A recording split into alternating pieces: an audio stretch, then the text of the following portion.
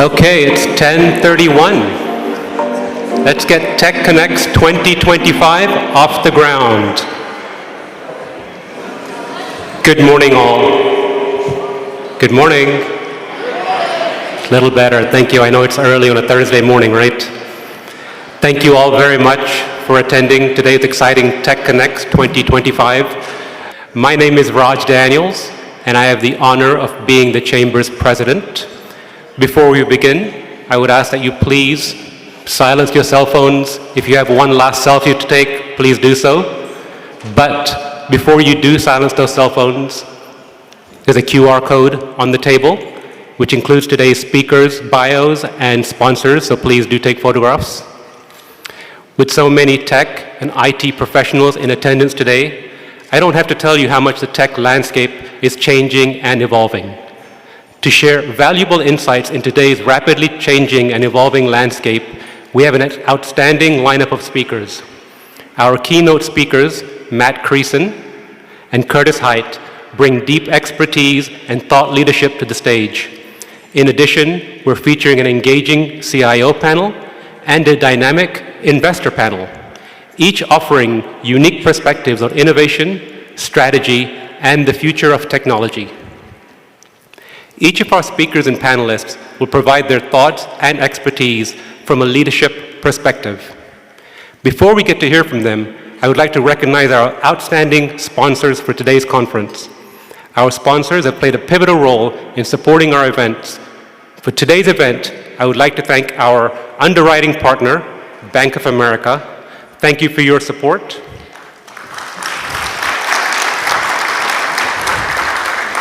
Thank you to our Platinum Plus sponsor, Truist Bank. Our Platinum sponsors, Baluch Capital, DCEO Magazine, D-Mind Solution, EPAM Systems, Monk Wilson Mandela LLP, and to our gold sponsors, Baker Tilly, Cypress Growth Capital, Dallas Venture Capital, I-11 Labs, Shalini Kodial CPA, and TMX. Please help me give them all a round of applause. During the networking break, I encourage you to visit the booths in the lobby. I would like to recognize the conference committee members. This event came together with their vision on making today's conference informative and engaging. Thank you to Lalit Aluwalia, Raj Kalyandurg, and Vic Thapar.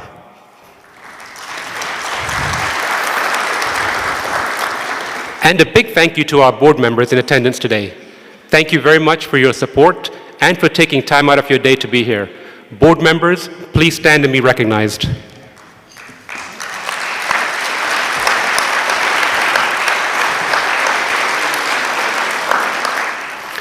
Now, I would like to introduce our chairman, Raj Malik.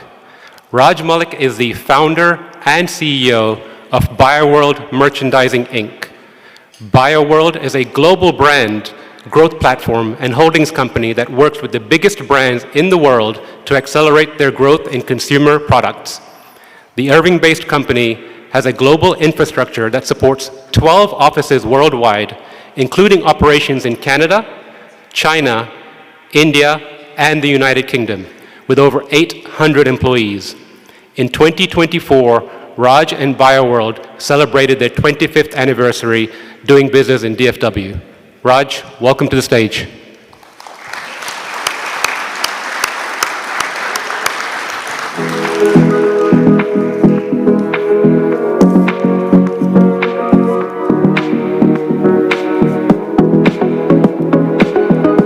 Sometimes I feel a little schizophrenic talking to Raj.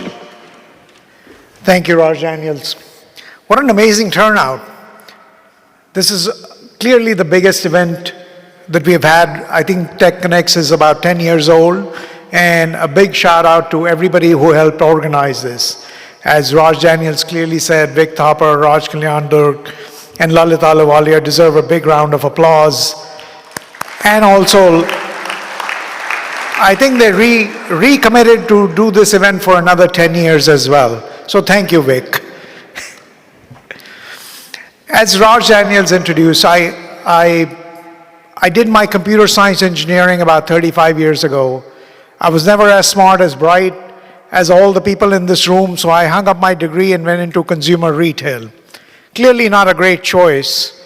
As I look across the room, it is an amazing group of people, entrepreneurs, CIOs, all the talent in this room. It's going to be a very engaging day, and I really look forward to all the discussions and all the insight that I'll gain during the day as well. So thank you to all our speakers and all the volunteers who helped make all this happen. Thank you.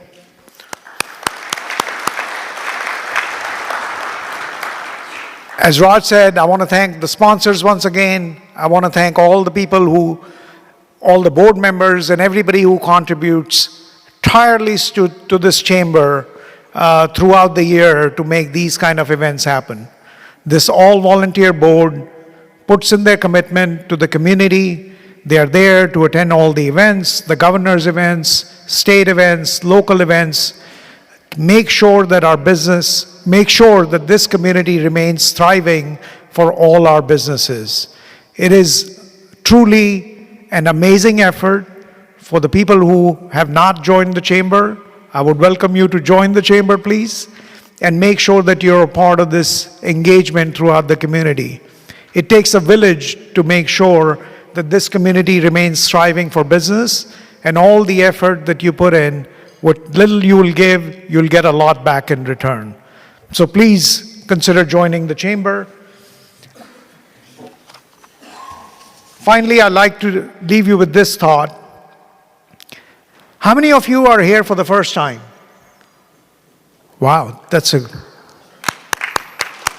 great job.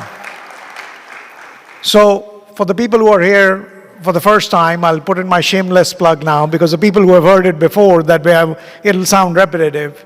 But this chamber has, on a shoestring budget, been the legacy of work, standing on the shoulders of giants like Mr. Mago and all the past chairmen, done an amazing job in this community. So, as I said, it's a shameless plug, but for all the people who are here today for the first time, please consider joining this chamber and make sure that you're an active member of this community. Now, I'm excited to introduce our keynote speaker and moderator for our morning keynote session. Please help me welcome our keynote speaker, Matt Creason, and our moderator, Chase Murphy, to the stage.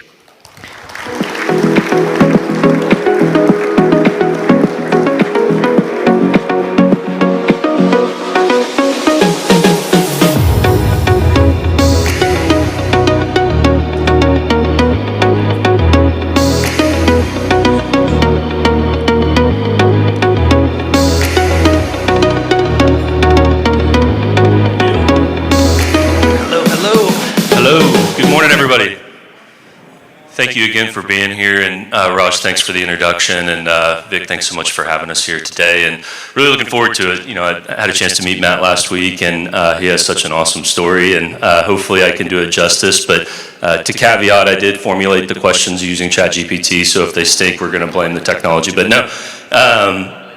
Yeah, exactly. This story is so compelling, it's going to be great. So maybe just as a starting point, love to hear background. Where are you from? How'd you grow up? Just brief background would be great. I grew up in Irving, Texas. Actually, I was down the south side, Story and Shady Grove. My mom was a teacher in Irving ISD for years. And went to Nimitz High School for 3 years, transferred over to Irving High School my last year because I had hopes of being a golfer, and unfortunately Nimitz didn't quite have the golf team that Irving did. So I thought that was kind of my avenue to go play golf for a living. And turns out that wasn't the case, obviously, that's why I'm here, but. I think it worked out all right in the grand scheme of things. But so leading to the next question, selfishly my favorite topic, and I think there's a lot of great fundamentals in life around it, but what got you to even start playing golf to begin with? Like, why'd you start playing? Why do you still play? I mean, you're still an active golfer, right? Yeah, no, I love the game. I still think it's probably one of the most challenging games that there are out there, but I was an avid baseball player, soccer player growing up, and Texas has a unique talent of breeding some really incredible baseball players. And about the time I was 12, my dad was like, you know, golf's a single man sport. You kind of win it, lose it on your own. You don't have a team to back you up. And you want to keep playing because the swings don't quite work together. If you try to play both, it's terrible. So I decided, let's go play golf. Let's chase that dream, see what could happen. And went through high school, decided that I was going to go try to play some mini tour golf, and kind of took me down the avenue, which ultimately led to where I am today with Shift Key. So I love the game of golf. I credit it with putting me in the position I am today. I met some of the people along the way on the golf course, so I still stand behind business happens on the golf course. I love it. I try to use that excuse too, but our managing partner doesn't like it as much. But and I asked that question for a reason, just because it seems like several different angles of the conversations we had kind of led back to golf and around your career trajectory. And so, started trying to play some mini tours. I'm sure at some point in time realized you needed a real job, and so kind of took you to your first gig, right? Which then again comes full circle here in a bit. But tell us a little bit about first job and maybe how that laid the foundation for where you started to head from there. Yeah, so fast forward 2 years of me trying to play mini tour. I graduated in 2002, and everybody knows Tiger Woods went on his run in 1997, so he changed the game of golf. Well, pre-Tiger Woods, it was easy to go out and compete. Post-Tiger Woods, I realized very quickly I have no chance of actually making it, and so I had to go find a real job. I had dropped out of college. I have 42 college hours at Northlake College right up the hill in Irving, and dropped out, convinced my mom, who again was a teacher, that I think going and playing golf was going to be my avenue. And once I realized that wasn't going to be the case, now it was like, well, where are you going to go? How are you going to go make money? And a couple of my buddies, they had worked for a company called Merritt Hawkins, and they were like, man, you should go here. These guys do physician staffing. They all wear really nice suits, drive nice cars. You have a chance of covering my financial obligations at the time. I had a son at home, and I was like, well, I'll go check it out. I'll go find this place. Well, I ended up going in there, and they had a sister company that was called Staff Care.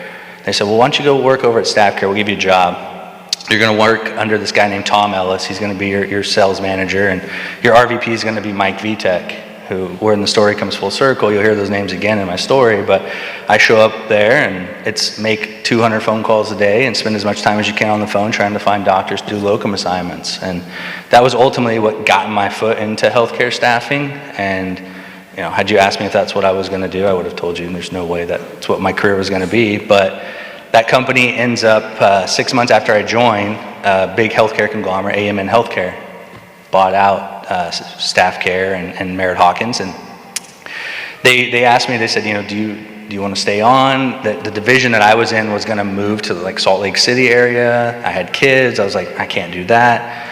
And so I ultimately left, went with a couple other guys that had done some physician staffing, that had taken a little bit of money during that buyout, and kind of in the realm of figuring out what I was going to do, and knowing that I was going to have to find another job. You start casting the net of resumes.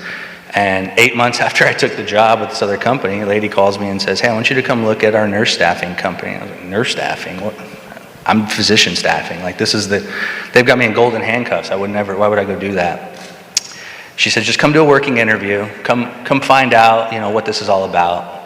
I show up one day, we get on a phone call. She says, I'm going to talk to all the branch managers today, and I want you to just listen and tell me if it's something you want to do. The one thing I remember was she asked a question. She said, how many sales phone calls do you guys make in a day? The highest answer I heard, 25.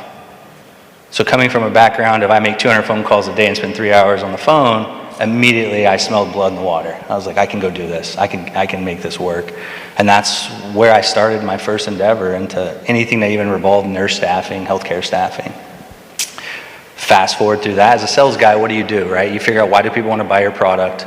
Why don't they want to buy your product? And you start figuring out ways to reverse engineer it to make it better. And so I started to come up with some great ideas, and I'm not a big happy Thanksgiving, happy birthday. I'm terrible. My wife will tell you, she has to remind me. It's like, hey, it's people's birthday today. Text them and tell them happy birthday. I'm so bad at it. It's definitely something I wish I was better at. But I'm sitting at my mom's house, and I hadn't talked to Tom in a while, and I just shoot him this random message. I'm like, hey man, happy Thanksgiving. Haven't talked to you in a while. Let's get together. He says, Tom being your manager at the Tom, who was my manager at my original company, yeah. And he goes, man, I'm working on this deal. Let's go play golf. Let's go, reconnect. Here we are back on a golf course. And says, what are you trying to do? I said, man, I'm trying to do this nurse staffing thing. I think it'll work. He says, well, I'm doing this locums thing. Why don't you just come join up with me? We'll go 50-50. I'll run mine, you run yours. And fast forward, this is 2012, take the job.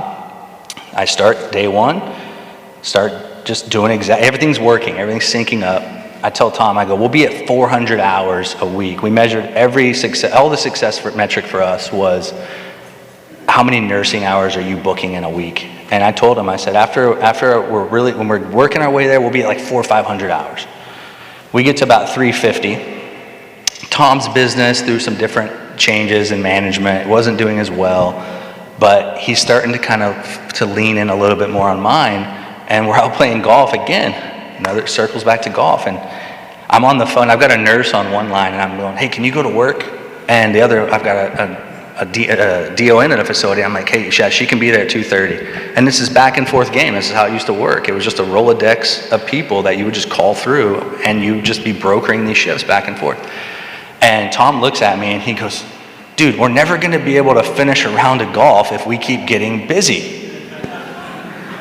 It's like, what's more important here? You want to finish a round of golf, or you want to have a successful company? And he goes, we should just build a system that can just do all this for us. And both of us were sales guys. We had no background in coding or anything. And I look at him and I go, hey, you build it, I'll sell that thing. And that was just this very passive conversation that kind of started the evolution of where we went. It was just a fleeting thought. It wasn't anything with substance. It wasn't like, yeah, let's go back and do it tomorrow. It was just, he just said it passively, right? Like, hey, what if we just invented this app that would just connect everybody together, right? Well, yeah, good luck. Let's go figure it out, and maybe it'll work. So that's ultimately, it was like the beginning story. Everything was kind of around this idea of golf. Cheers to that for sure. That's got to get through the round. That's what's important. So interesting, it all catalyzed around the desire to get 18 all the way through. But so you talk about that a little bit of the evolution from ShiftKey 1.0 to 2.0, and maybe let's fast forward a little bit to the here and now. Like, what is ShiftKey in its current form? ShiftKey right now is nothing like we ever thought it was going to be, right? It's not, I've heard people say, I didn't dream that far. I think that's the truth. We never thought it was going to be what it is today. Today, office is located in Williams Square in Irving, for those of you that are in Irving. We've got 450 internal employees, about 25,000 nurses that actively use our product every single day nationwide. It's a large company, right? You're managing processes, you're managing people, you're managing the multiple layers that get added on when you have the type of growth that we did. Right now, Mike Vitek, a name I mentioned earlier, right? Mike Vitek serves our CEO now. He was my boss when we worked at Staff Care. And Tom and I both wanted him to be a part of it. We knew that Mike was a great leader. He was somebody that could help us drive the type of growth. You start to see the evolution of, hey, I'm building something, to now I've built it and I've accomplished what I set out to do, and now you have to nurture it, you have to grow it. That comes with so many different layers of oversight and management, and that's where ShiftKey is now. We've gone through 2 acquisitions and still trying to grow. The market is obviously, it's resettling a little bit post-COVID, especially in our market, but we're starting to see like the Coke Pepsi thing, right? You're seeing a lot of companies out there that are starting to not make it. I think it was easy for anybody to start a company a couple years ago. You get a loan for no interest, right? Well, nowadays you're starting to see these companies that can't survive that. So we're trying to establish ourselves as maintaining our spot as being a leader in the industry. Yeah. Well, I think for most high growth businesses, there's a catalyst point or an inflection point or something that happens within the market that shifts a perspective or an opportunity, and sometimes you don't even know that it's going to come to fruition necessarily. But I think, we talked about a couple catalyst points that help drive some of the growth, and I think one of them you'd mentioned kind of back to the old days, the 1.0, showing up to some conferences and things like that, and this whole notion of healthcare staffing or nurse staffing was kind of taboo at the time, and now it sounds like maybe that's how the ecosystem works today. So maybe just chat a little bit about perspective on that, and how did that help drive some of the growth, and then I think there was also some points around COVID in and of itself kind of catalyzing some of the incremental growth there too. So maybe just talk about kind of the evolution and what really spurred the growth and the hockey stick, and then we kind of go from there. I mean, I think a lot of it was like, anytime you're building something, you've got this idea of like what you want it to be. And at some point you have to realize that even though you want it to be this, there are things that are gonna happen. There's gonna be hurdles, there's gonna be, potholes. You have to be willing to change who you are as a company, right? You have to rebuild that company. And if you always focus on just like what it is you want and you're not listening to what's going on around you, I think inevitably you're never gonna be as successful as you should, right? We did a great job of listening to our clients. And, prior to ShiftKey, when, everybody reads ShiftKey started in 2016. And so you see the story of like 2016 to 2023, a company becomes a double unicorn. Great story, right? It didn't happen in that time frame. That's just when we changed the name. We reiterated the company, changed it, and decided to pivot. And we pivoted because previous, we were Da Vinci Staffing. And people didn't want to use a staffing company. It was kind of a black eye on the market. They knew they needed to because there was a national nurse shortage, but ultimately it came down to, we don't want to use you, it costs too much, the nurses aren't that great, we want this continuity of care.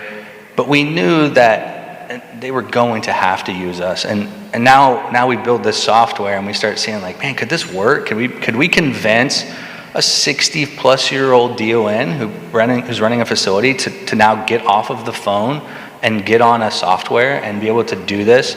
And this is 2012, 2013, this idea starts to happen, right? 2013, if you look, is about the year Uber starts to show up in Dallas-Fort Worth.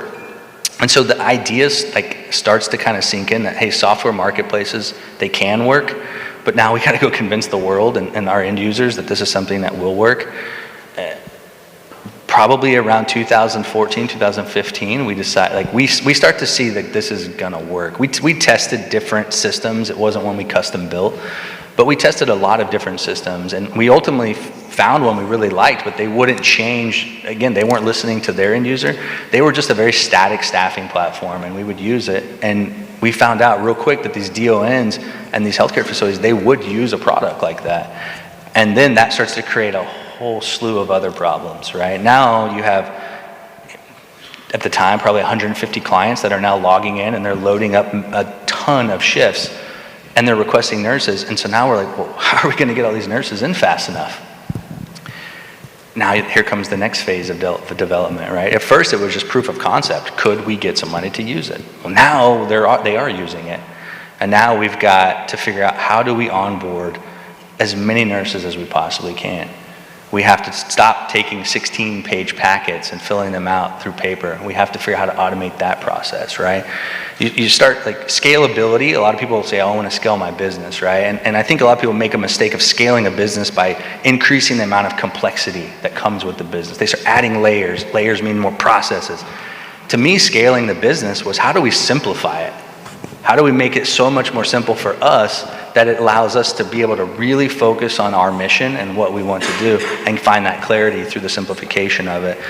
And once we started to see, people using it, now it's like, okay, let's go build an onboarding system. Let's go figure out how to bring these nurses in droves. And then you start attacking problems like APIs. Like, healthcare industry is very outdated, right? And so we have to go in and we have to figure out, how do we check a nurse's license without manually doing it? Well, let's build an API, or let's data scrape through a website. And so, like, funny story, we go to I think it was Tennessee.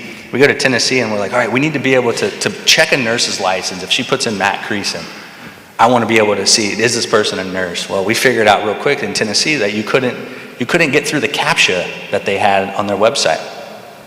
Luckily, our CTO figured out that if you looked at the URL had a JPEG and it had a number. And that JPEG number would always display the same CAPTCHA every single time, but it might say JPEG 1, JPEG 2, JPEG 3, JPEG 6.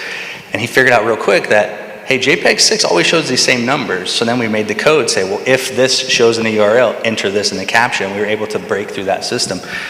So we're constantly, we're trying to innovate, but we're getting these roadblocks in our way constantly. And so it's this constant shift of, how do we continue to build this product? We know it worked.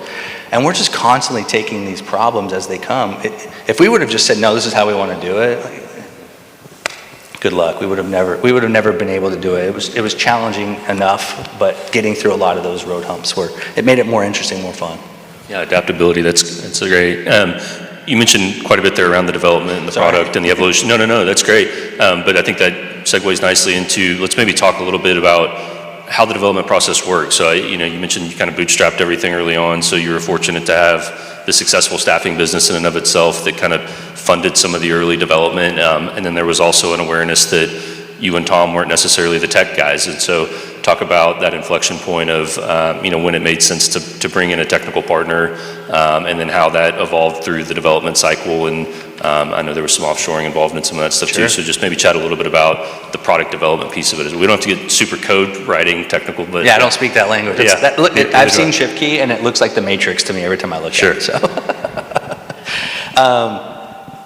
I think it was inevitable at some point that we tried to outsource it. We tried to take products and, like I said, develop them on our own and figure out how to add these little, pieces of the puzzle that would make it work, but ultimately it never would. And so probably about 2014, 2015, we reach out to Tom's next door neighbor, happened to just play football, this guy named Ralph Marchinsky. We contact Ralph, we tell him, hey, we're trying to build this system.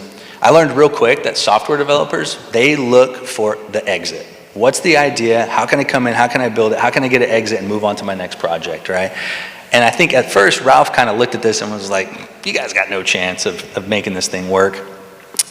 And then we started to catch a little bit of attention through some VC companies. There was a lot of back and forth talk of using our software that we had.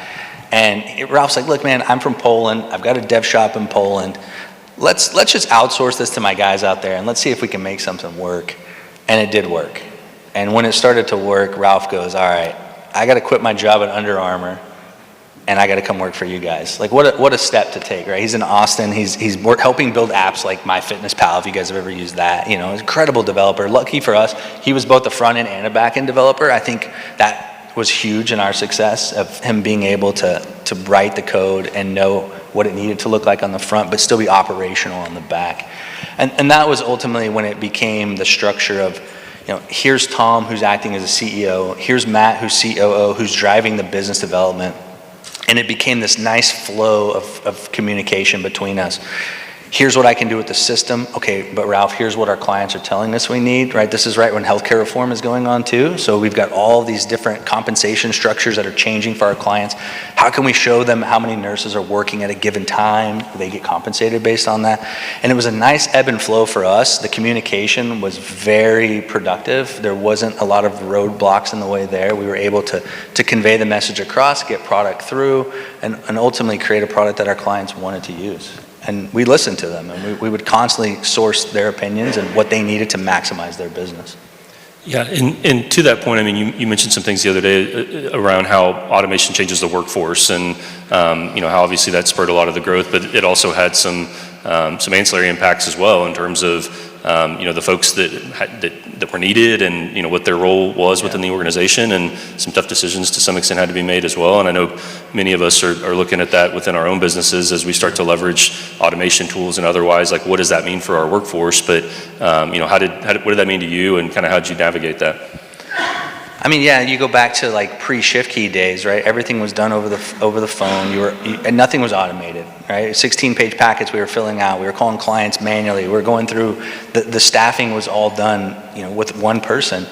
And at that time, I'll tell you, like our best account manager was doing about 3,000 nursing hours a week, and he was killing it. We finally decided, okay, this system is ready to be unleashed. We're going to push it out, and we're going to let it happened. And when we did that, that was the ultimate pivot. That's when the name ShiftKey came out in 2016. It was like, are we going to be Da Vinci staffing with the ShiftKey product? We would sit at Javier's and have these conversations every night. Like, how are we going to, what's the branding going to be here? And we kind of had that social network moment, where Justin Timberlake tells Zuckerberg in the movie, like, hey, drop the and just call it Facebook. And we were like, this is ridiculous. Let's just call it ShiftKey and be done with it and rebrand it.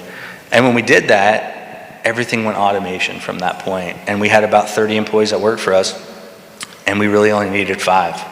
Probably one of the worst days I can remember was bringing in a whole group of people and telling them, like, hey, tomorrow you don't have a job.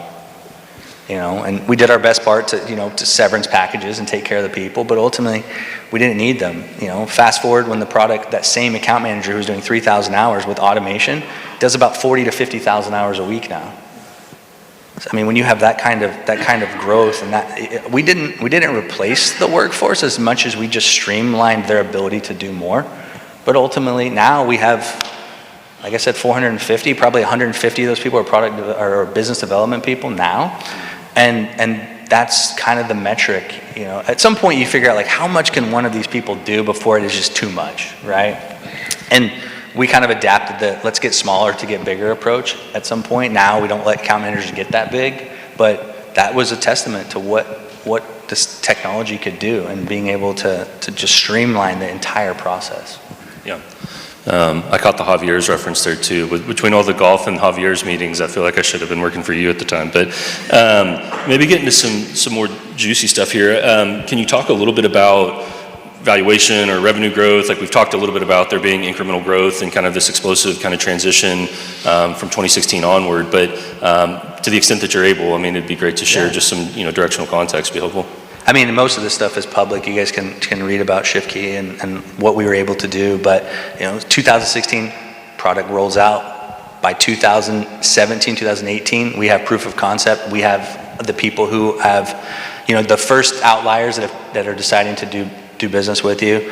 By about 2019, we're doing about $15 million in revenue. Not crazy. 2020, that number goes up to about 85 million. And like nobody can sit here and lie and say that COVID didn't help our business. I think we were in the right position at the right time. Our product was ready to go. We brought in Mike around the same time, and we knew that okay, this is working in Texas. It's working in about 13 other states that we're working in, but now we need to go attack the United States. Let's go out and start gaining market share. The minute we make that decision, we get a phone call and it's like, hey, would you guys be interested in selling your company? And we're like, never even thought about it. Let's talk about it. So we go in and we meet with this company. They tell us, hey, we think you guys are worth about 50 million bucks. And at the time we were like, oh my gosh, we're gonna be rich. Let's take it. And we ultimately decide nah, let's just keep going. 6 months later, COVID hits. We get a phone call from the guys that had helped us with that deal. And they're like, man, you guys should probably think about going back to the market and looking. So we're like, all right, fine, whatever. We go back. Immediately we have about 350 IOIs come in around the 150 to 200 million mark. And we go through the whole process through an entire year. I'm on the phone call. Thank God for my wife, Amanda, helping me with my kids, being able to be a father and being able to build a company. Anybody who can successfully do that and be the best business owner and be a great father, it's incredibly hard to do. It's a testament to what you're willing to do, and you need a strong partner with you. But ultimately, we decided to go with Lorient Capital. Lorient came in. They said we could get the deal done. We'd do it.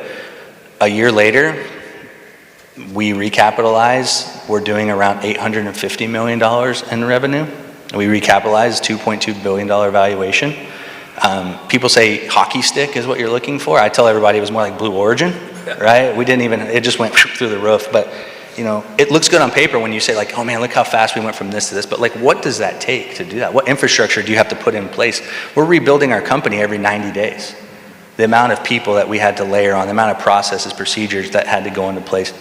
The complexity got real, and we didn't have a choice. Luckily, we were in the right place at the right time, and we were ready to take that kind of growth.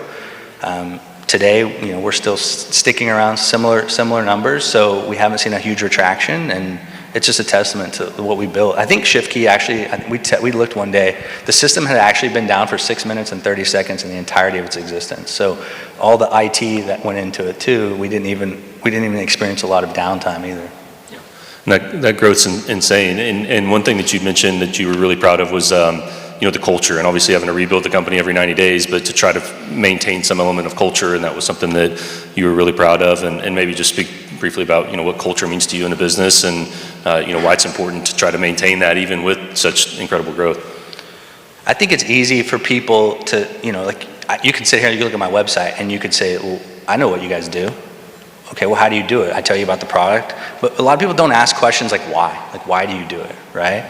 Why, I think, is really what ultimately defines that culture, right? And for us, we tried to hire people and we would figure out what their why was, right? For me, my grandmother was in a nursing home, right? And I saw the lack of staffing that they had in there, ultimately how it affected a person I loved, right? And so for me, that was my why. Everybody else, some people's why was just they wanted to make money. That's fine, but once you find that why, then you can start setting a mission around that why. And you get your first, like those first people that come on board with you when you're a startup, and you get those people that we call in the proverbial canoe, right? Like they understand the mission we're trying to build.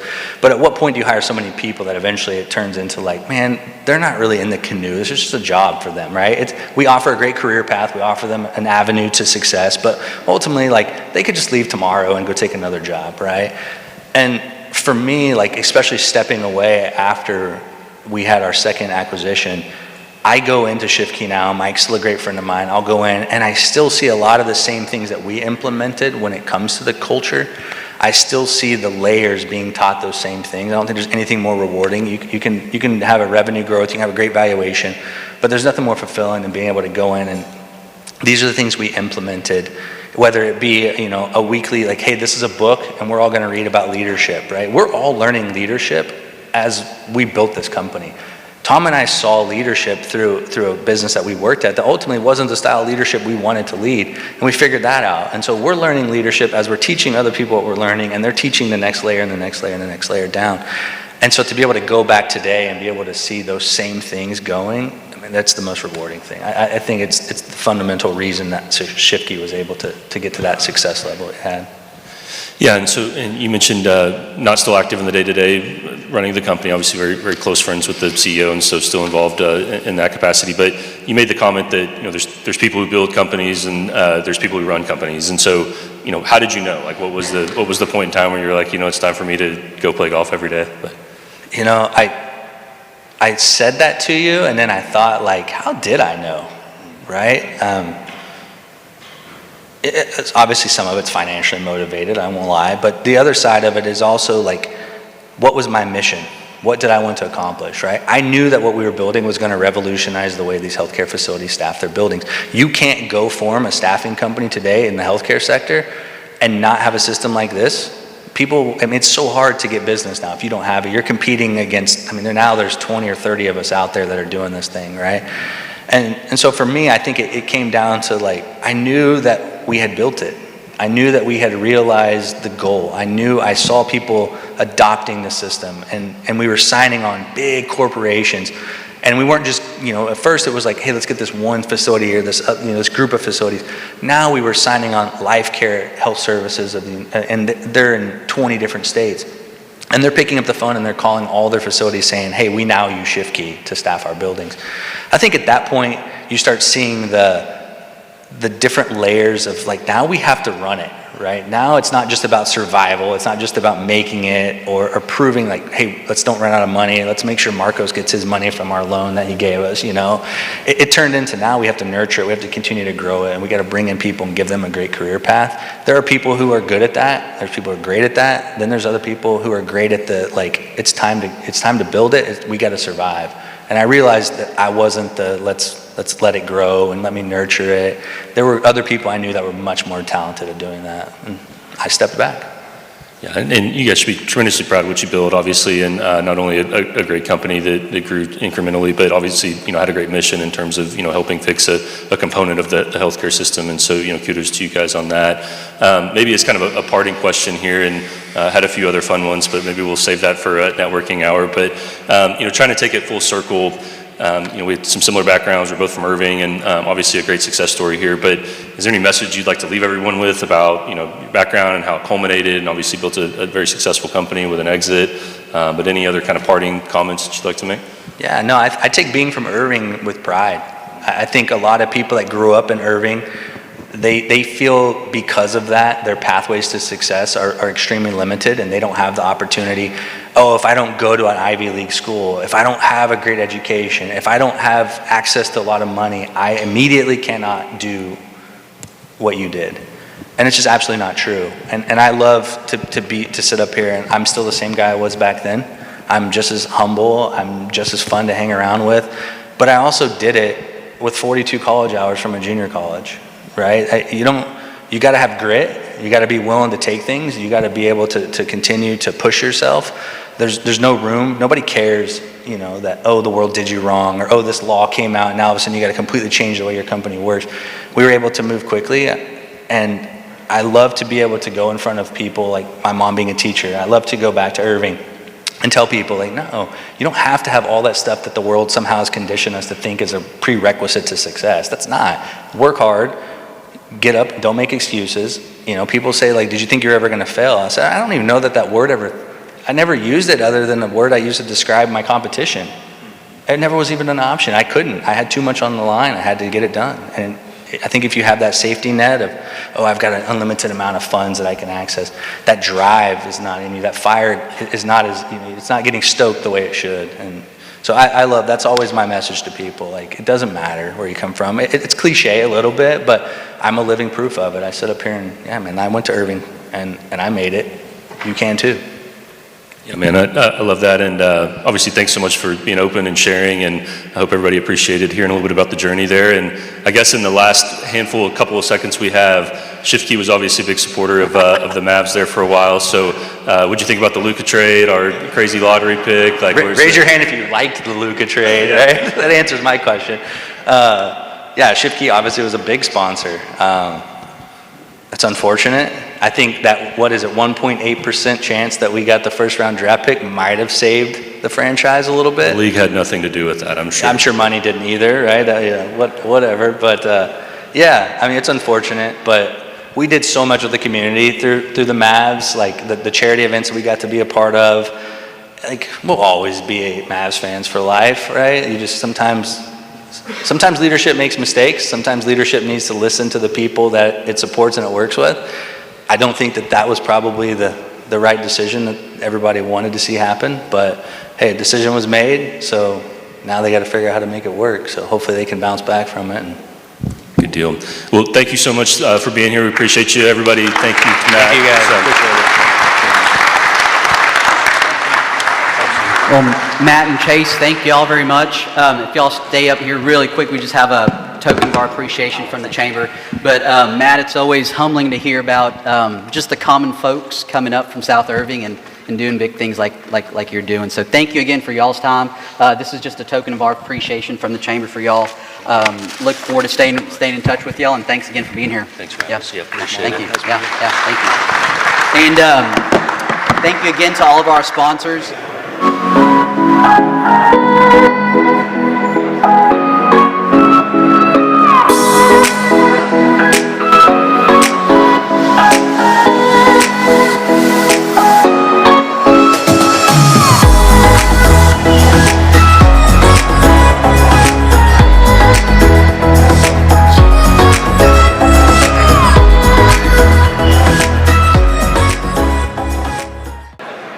I want to just kick off our second panel. This is our tech investment panel. Leading the panel discussion is Mr. Randy Ray with Monk Wilson Mandela, and joining Randy on stage is Vikram Taneja with AT&T Ventures, Ms. Ainsley Carlisle with Mark Cuban Companies, and Mr. Matthew Verghese with the Texas Stock Exchange. So with that, Randy, I will let y'all take it from here, and we look forward to a great conversation with y'all. All right, thank you very much. We're happy to be here. Thanks for the opportunity to be on this panel, and good morning to everyone. So we have just a short amount of time, so let's get started. Why don't we start with brief introductions from the panelists.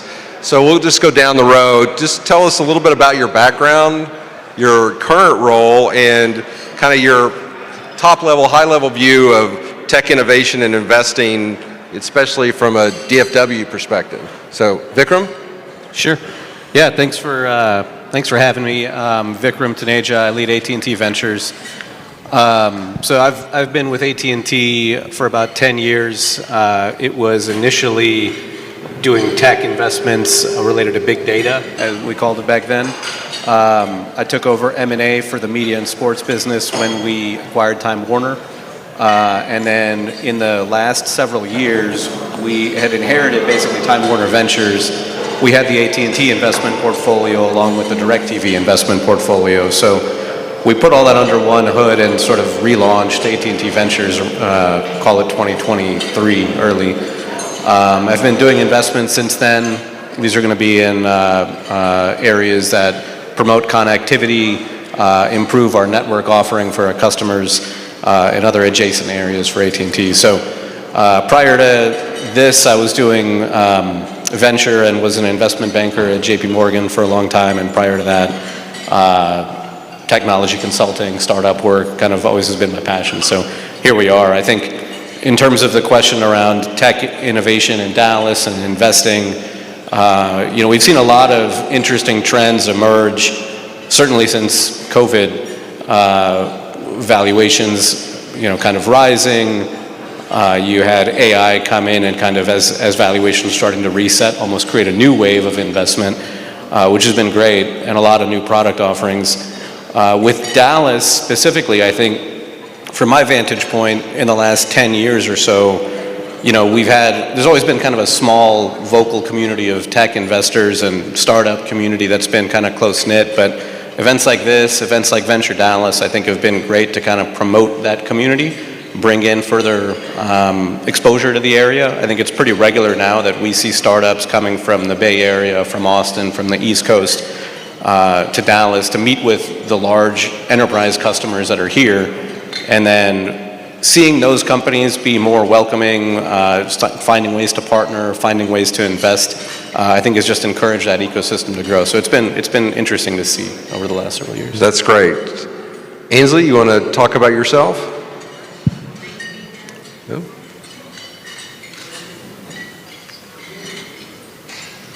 There we go.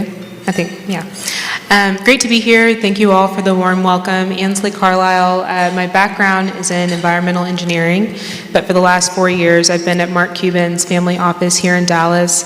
I initially joined the investment team, and so I was supporting due diligence on companies that we were looking at investing in.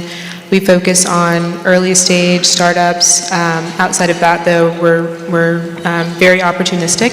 And so we're supporting due diligence, helping to source new companies, and then supporting our existing portfolio companies. Have upwards of 150 to 200 companies in the portfolio, and so I've been helping out quite a bit with some of the Shark Tank companies. And then about 9 months ago, I started working on a small project that we have been incubating within the office, looking to bring transparent pricing and efficiency to health insurance. And so haven't talked about it that much publicly, and so I'll keep it kind of high level. But if you're familiar with cost plus drugs and kind of the mission there being bringing transparency to pharma pricing, we're kind of taking a similar approach to health insurance. So as you can imagine, in a family office, you wear many hats, and so that's been my experience here. I'd say to the question about innovation in DFW and the startup ecosystem, I think we have all of the right pieces. The universities and colleges that are here in the Metroplex, the family offices and institutional investors. We have the accelerators. I think often people talk about, there needing to be maybe more collaboration across all of those communities, and I'd agree with that, but I think especially with the industries that are moving here, take healthcare, for example. McKesson moved here several years ago. Cost Plus Drugs is right, down the street in Deep Ellum. I think that kind of growing ecosystem, with that, you'll also see a lot of, more tech startups kind of popping up and supporting. Okay, great. Thank you, Ainsley. Matthew, tell us a little bit. First of all, thank you for the opportunity to be here. And as my colleague Peyton and I were walking in, it's a fantastic group of sponsors, and I am keenly mindful of how much it takes to put on events like this. So thanks to all of you. Just by way of background, first on the company, the Texas Stock Exchange is going to be a fully electronic national securities exchange that when it launches will facilitate the trading of U.S. and foreign corporates, exchange traded products, and over time a number of other asset classes. We are the first applicant in the last quarter century to propose to create a fully integrated exchange that consists of listings, a listings venue, trading, of course, which is foundational, and then also a myriad of data businesses. My role at the Texas Stock Exchange is I run our data businesses, which is all collectively housed in today for something called Techsy Digital, but that includes our index products business and a number of other software service in market intelligence and a number of other areas. Just a bit of timeline. I am a reformed investment banker who is now a new Dallas resident. My wife and I moved here at the beginning of March, and over the course of the next several months, the majority of our team as a brand new company will all be in Dallas. We have a New York office. If you're a stock exchange, you have to have a New York office, and so we have a few people there. But Dallas is home, and it's headquartered, and on Monday, we just moved into our new offices, which will be our home for 2 years until we select the site of the Texas Market Center and move into that space when it's built out sometime in late 2027. Just to calibrate some timelines, the SEC has published our application. It's an interesting dynamic where your competitors get to know every single thing that you're planning to do and get to opine and comment on it, but we're in a comment period, and we expect to get approval from the SEC later this year, and then we will launch trading in the spring of 2026, and then listings will follow later that year. So it's a pleasure to be here. I appreciate the audience. In a prior life, I had an opportunity to help start and run a tech company that eventually got sold, and also in this context ran a venture capital fund and a corp dev team. So have a few lenses from which it's a pleasure to be on this panel. Thank you, Matthew. Each of you, I'm sorry, get this right. Each of you represents a different part of the tech investment life cycle, coming from different perspectives, from all the way from family offices and corporate investing to capital market access and exit strategies. Let me start with you, Ansley, from a family office perspective at Mark Cuban Companies. Investments can be driven by many things, including the tech potential, the commercial potential, the innovative quality, and also the impact, which I think a family office can especially look at because based on what the passions are. But is there a guiding investment philosophy generally, or in terms of your innovation focus, including this new venture for Mark Cuban in the health insurance area? Sure.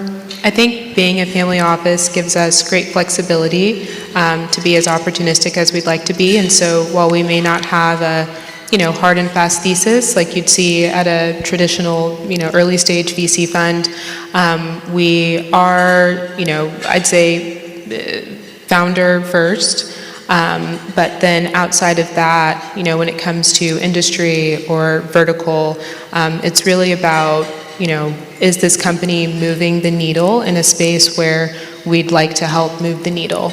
And so I think that, especially over the last few years, that space has been healthcare. Mark has been most interested in that, both with cost plus drugs and with the health insurance project that we're working on. But for any of the companies that we're looking at, it's really, is this founder a good fit? Are they, really bright, but still teachable, mentorable? Do we think it's the right market? Do we think there's just really great opportunity here? I think there's kind of one approach for looking at the tech investments and a little bit of a different approach for looking at the consumer investments.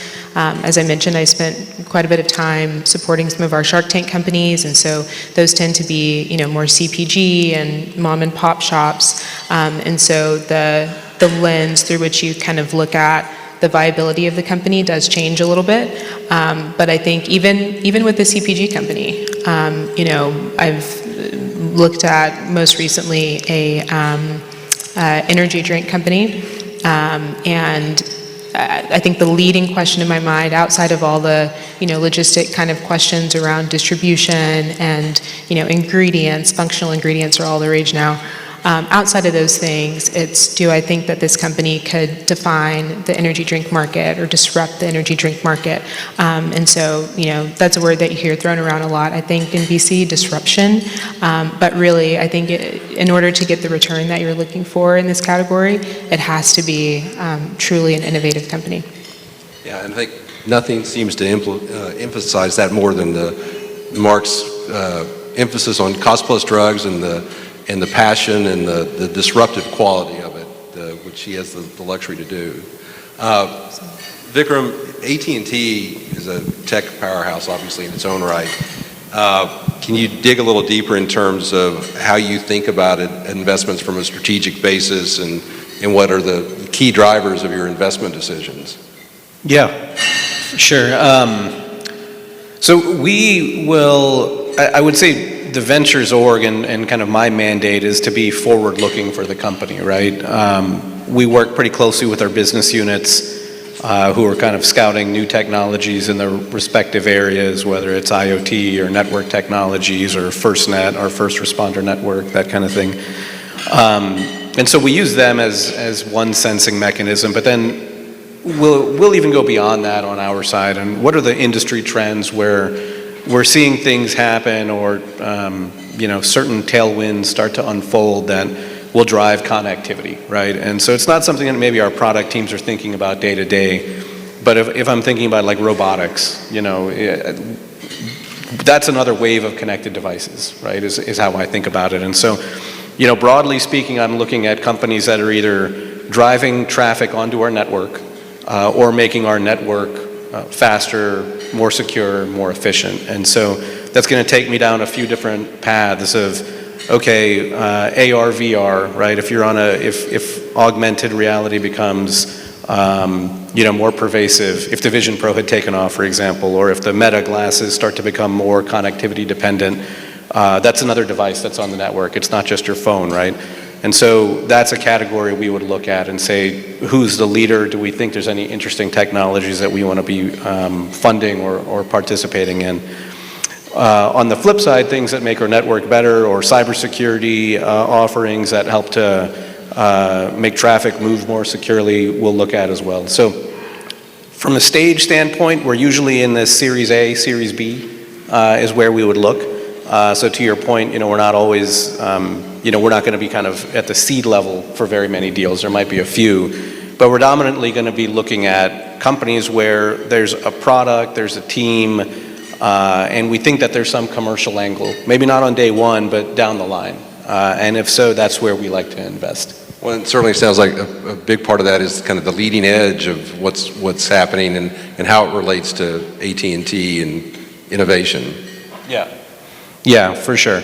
And like I said, with the business unit teams, they're great at finding new companies and surfacing them. And so we've kind of got a little bit of an engine going both from an external standpoint and where investment dollars and trends are going, but then also internally, what are they looking at, what are they seeing, and surfacing those to us. Great synergies. Matthew, so obviously with Texas Stock Exchange, which new for Texas and very exciting. You're building the infrastructure for a national securities exchange here in Dallas for companies to raise capital and to scale up their operations. Where do you see your role in supporting tech innovation through this capital market lens? We had the benefit of getting these questions in advance, so some preparation. Just if you consider the life cycle of investing from seed to being public and accessing public markets, that continuum ultimately implies that there's a pathway for monetization of early stage investments. And so the space that the Texas Stock Exchange occupies is in facilitating companies to access public markets. Consider some statistics. Of the 61 trillion in US market capitalization today among corporates, 30% of that is in tech. More specifically, more than half of that is dominated by 7 companies alone. The need for diversification in public markets that have access to tech investments is going to remain pronounced. On the private equity and venture capital side, in the last 5 years, there has been roughly $600 billion of investment in tech. Whether that is entirely accurate or understated depends on the source that you're using. We believe it's understated, depending on what you want to count as tech. More importantly, there has been more investment in the last 12 months than there has been in the last 2 years combined. So we expect that the pace, driven by a couple of subsectors, is going to accelerate. So what does that suggest?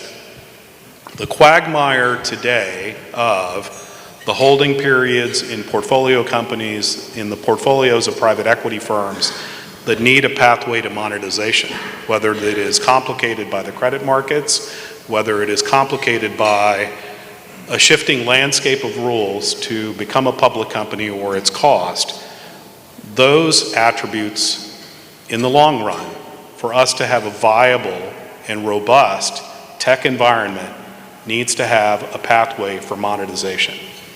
Our role is to broadly support that, and more importantly, in the last quarter century, you have seen a 40% decline in the number of public companies. 40%. That has been fueled in part by the growth of private equity and other funding sources, but its implications are that for you as individual investors, for pension funds, for retirees, access to fantastic investment opportunities are declining.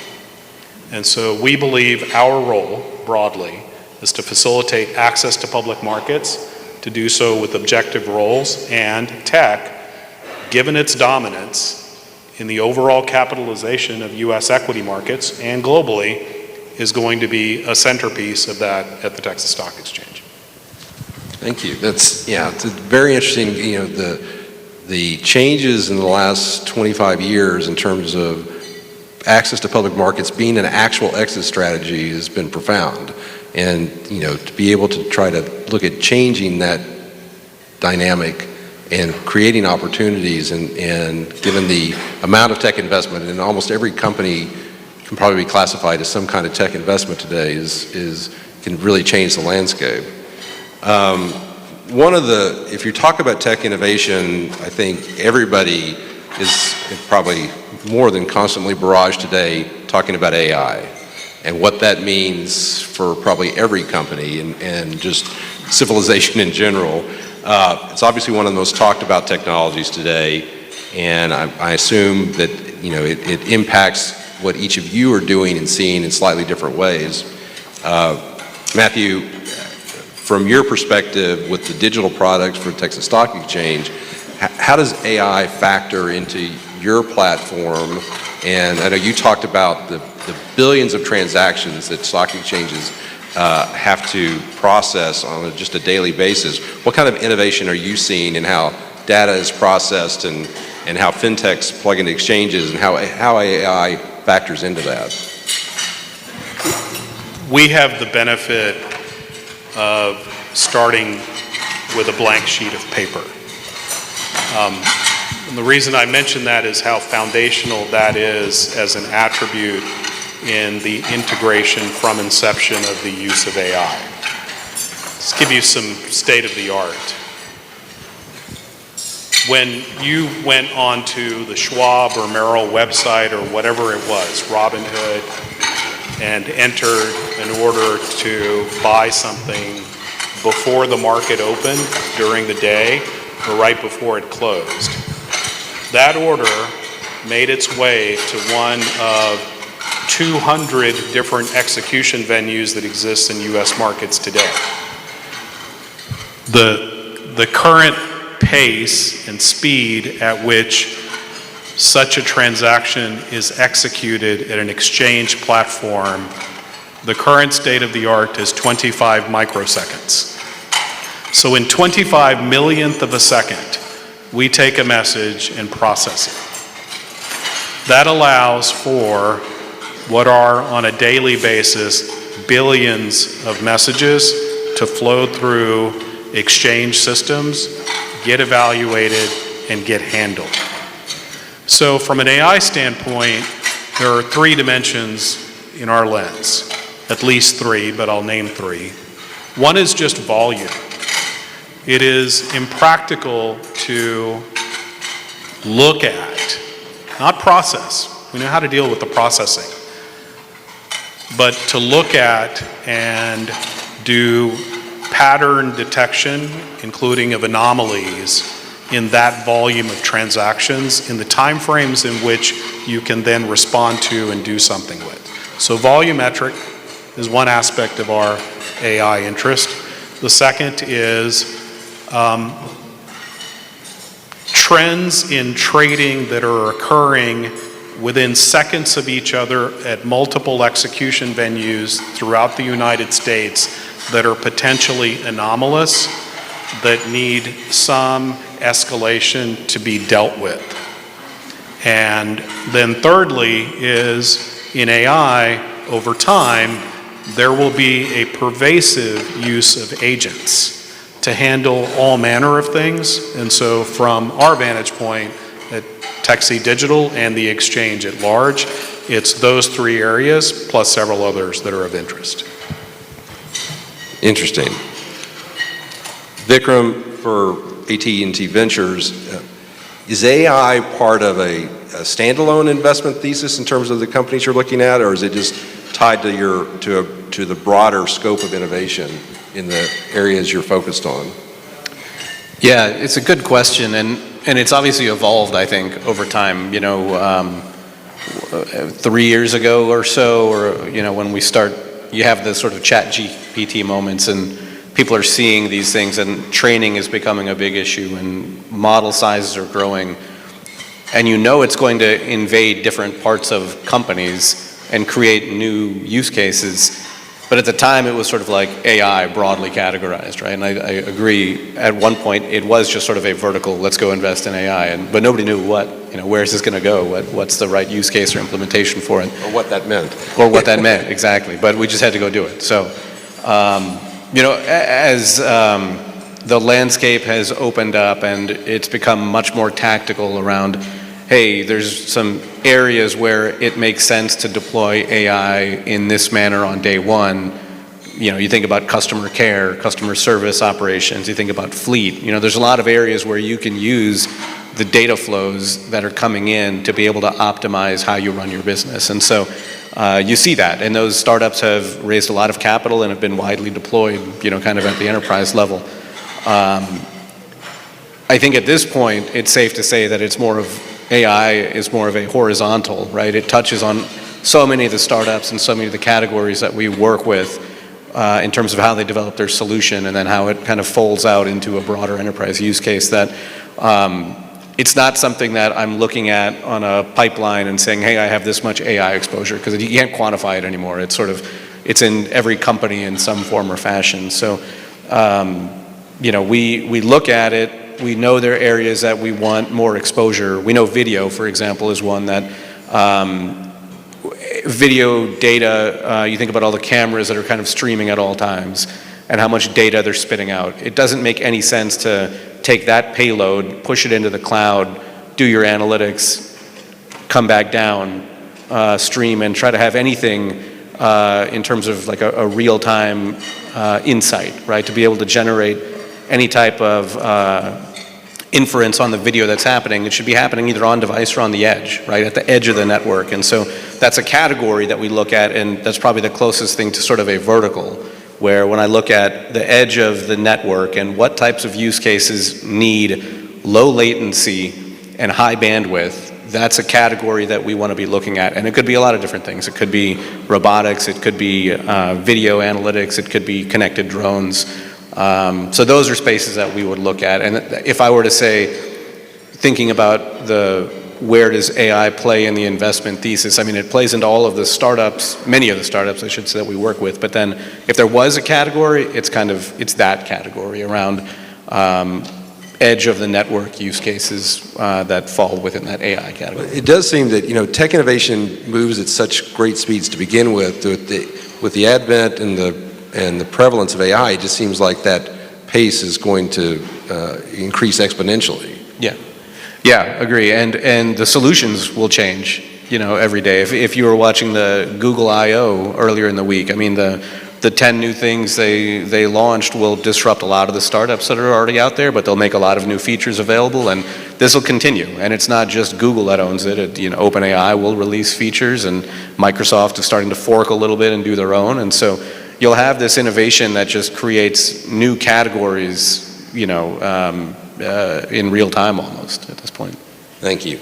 Ansley, to the extent you can talk about your new health insurance product or project and the innovation there, where does AI or data-driven intelligence fit into whatever disruption Mark wants to do with health insurance? Of course. And I'll start by saying I think, AI has been a focus for Mark for many years. In fact, the Mark Cuban Foundation, the focus of that is AI boot camps, which is a national program supported by several sponsors that goes into schools and helps teach, underprivileged students about AI. One of our most recent Shark Tank investments was in a company called Essay, that's ESAI, that helps students to write their college essays. But it's absolutely playing a role in what we're doing with healthcare. So oftentimes claims data is stored in machine-readable files, MRFs, and those files are, as you can imagine, you can't just click open a PDF and look at all the claims data in there. And so we have an ML engineer on our team within this project that uses AI to, parse through that data and get an understanding of, what insurance companies are paying for, different procedures. Outside of that, as a team, we've talked about, building or using agents in order to help with care navigation. And so if any of you all are familiar with, and to be honest, I never read our company's plan document, but if you've ever read through your employer's plan document, it's an incredibly long document with a lot of health and insurance lingo. But if you have a question about your health benefits, you right now are probably either going to that document or asking someone within your company who is then going into that document to answer your question. And so we've talked about building, agents to do that work for us, building chatbots to do that work for us. And then I'd say beyond that, obviously there are lots of companies out there that are already tackling some of these issues. And so, whether that's, again, on the pricing side or, companies that are building products for employers that are self-funded, like what we're building, to help, understand your employees' risk profile, for assessing risk as a self-funded employer. And so lots of different ways to use AI within healthcare, especially with what we're doing. Just the innovation to help each of us understand exactly what our health insurance plan does would be remarkable. Moving on to the next question. And I'll ask each of you to go take this in turn, what do each of you see as the sharpest edge of tech innovation right now, and where are you personally placing your focus or your bets? Let's start at the end with Matthew.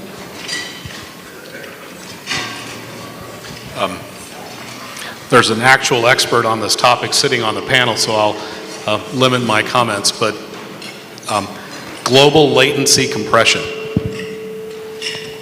In financial services, you can't get things across fast enough, and there's a desire to get things across faster.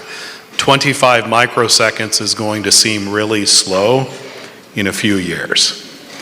And if you consider some dynamics that exist today in a highly regulated space, so consider exchange infrastructure, servers, etc. In the US equity markets, they all sit in a handful of data centers in Secaucus, New Jersey. At the NY3, NY4, NY5 data centers there, if you have a rack as your exchange here, and then a market maker's rack is here, and then another one is on the other side of the building, you have to spool the same amount of wire from this one to this one as exists to that one. Because the implications of latency in just that distance are meaningful enough to where you can have aberration in price discovery on equity trading. And so, at the end of the day, if you are trying to rebalance an index fund and you're a couple of microseconds different in your awareness of price aberrations in one of the weighted equities of an ETF, you can arb that.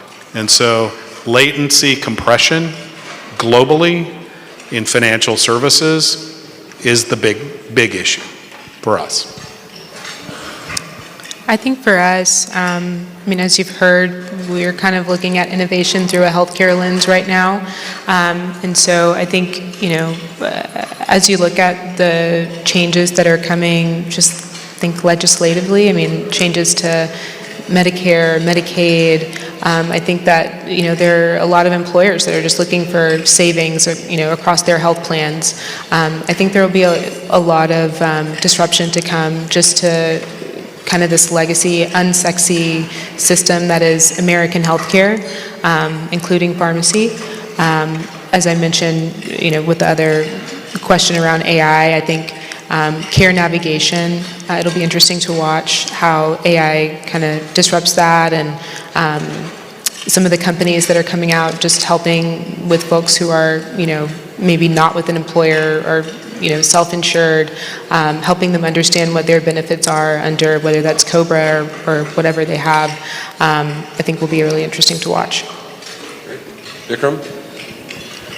I think from our perspective, it's AI related, and we touched on it a little bit a moment ago, but I think as training costs have come down and model sizes are getting smaller and more specific and custom, you get to a point where you can start to unlock new use cases that maybe wouldn't have made sense, a year, 2 years ago.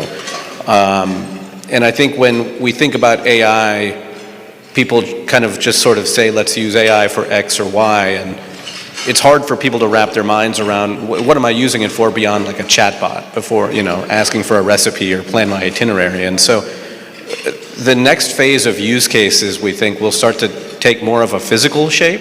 And so this whole physical AI category is one that we've been looking at, and how robots interface with other robots and devices and can train themselves on a model that's built for physical infrastructure. Joints moving, for example, robots looking at how another robot picks up something and learning. You couldn't do that with, sort of classical, like large LLM from 2023, right? But it's all evolving now. And so when you start to look at where those get deployed and demand for that, I think there's an opportunity there, I guess I'll say. So we look at that as one category. We look at different implementations for inference as you start to see, I'd say, hardware that's specialized for inference start to get into market. You start to open the realm of, what other things can we be using this for beyond just a chatbot? Yeah, and it almost, we start talking about robotics, it harkens back to, days of reading Asimov and laws of robotics, and it's real now. It's not science fiction any longer. Yeah. A lot of the videos that you see are highly produced and things like that, but you see what Elon's doing with Optimus, and there's 6 or 7 other kind of leading startups that are doing similar things. You look at some of the manufacturing that's happening in China, where a lot of the actuators and joints and things like that are machined, and they're very sophisticated at this point. So if you can provide the intelligence for them to start to learn and then train against that, you actually can get to that point, whether you want to or not. Is a separate question. But yeah. All right, so kind of let's talk about predictions. Just kind of quickly, and I'll start with Ansley. one or two sentences each. What's a bold or surprising prediction you have about the future of tech investment over the next 3 to 5 years? Sure. This might start out a little pessimistic, but I'll make it optimistic at the end. I think that the pullback from DEI in venture capital and in finance at large, like in every other industry, has been concerning. I think that from my perspective, it's oftentimes at the margins where you find some of the best investment opportunities. And so, and I think too, our country is an incredibly innovative country, and I think that a lot of that is driven by just the great diversity that we have here. And so the optimistic prediction is that we will find a way to continue to support diversity, to continue to protect immigration, to continue to feed that lifeblood that is our innovation, so that we can remain at the forefront of that. Matthew, what about you from a prediction standpoint? Since the preface was bold, I'll underpin this with just an observation I think some of you may know. There are more finance professionals in Texas than there are now in New York. And for our part, we're flattered by the other two major exchanges having recognized that Dallas exists and is a city of interest. Both NYSE moving one of their exchanges here, and NASDAQ announcing that they were setting up a regional headquarters. So with that as a bit of context, the bold prediction is, in the next 5 years, Dallas will become the major financial center for the United States. And by the turn of the century, it will be the dominant financial center globally. That is bold. Definitely deserves a round of applause. Yeah. Vikram, you have the last word. Okay, a lot of pressure. I think in 5 years might not be the right horizon. It might be a 10-year horizon, but I'm going to go back to the physical AI theme and robotics and humanoids and where that goes. And I'm going to say in 5 years, humanoid robots will be widely deployed in manufacturing settings, and in 10 years, they'll be in the hotel. It definitely is not science fiction anymore. It's, No, it's right around the corner. They'll be operating, yeah. All right, thank you all very much for joining us on the panel. Thank you for your attention, and that concludes the panel. Thank you all so very much. I know our attendees, I enjoyed hearing from each of you, because y'all represent very diverse sectors that are so important to the DFW Metroplex. So thank you, Randy, for taking your time out. You're a great moderator. Look forward to engaging with you. But we'd love to just grab a quick pic of you, Randy, and our panelists. And thank y'all again for being here. Look forward to staying in touch.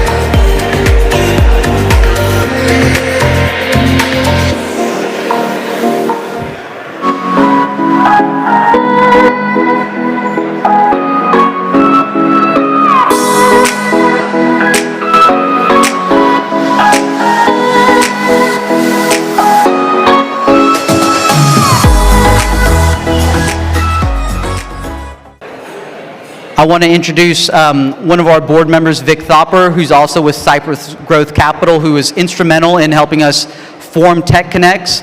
With that, Vic, I'll turn it over to you, buddy. Thank you, Kamal. Could everyone please take a seat so we can be respectful for our upcoming speaker and for me? Hello, everyone. Can you please sit down? Good afternoon. My name is Vic Thopper, and I'm honored to serve on the board of the U.S.-India Chamber and one of the committee members of Techconnex. Is everybody having a good time? Should we do it again next year? Okay, good. I hope you've had a chance to enjoy lunch, recharge, and connect with fellow attendees. We've already had an insightful morning, and I'm excited for what's ahead. Thank you again for joining us as we celebrate our 10th annual Tech Conference and our first year naming it Techconnex. Your presence and participation helped make this event a success. To kick off our afternoon programming, we're excited to welcome our keynote speaker, Curtis Hite, CEO of Improving, an organization widely respected for its leadership in technology and company culture. Curtis, could you please join us on stage?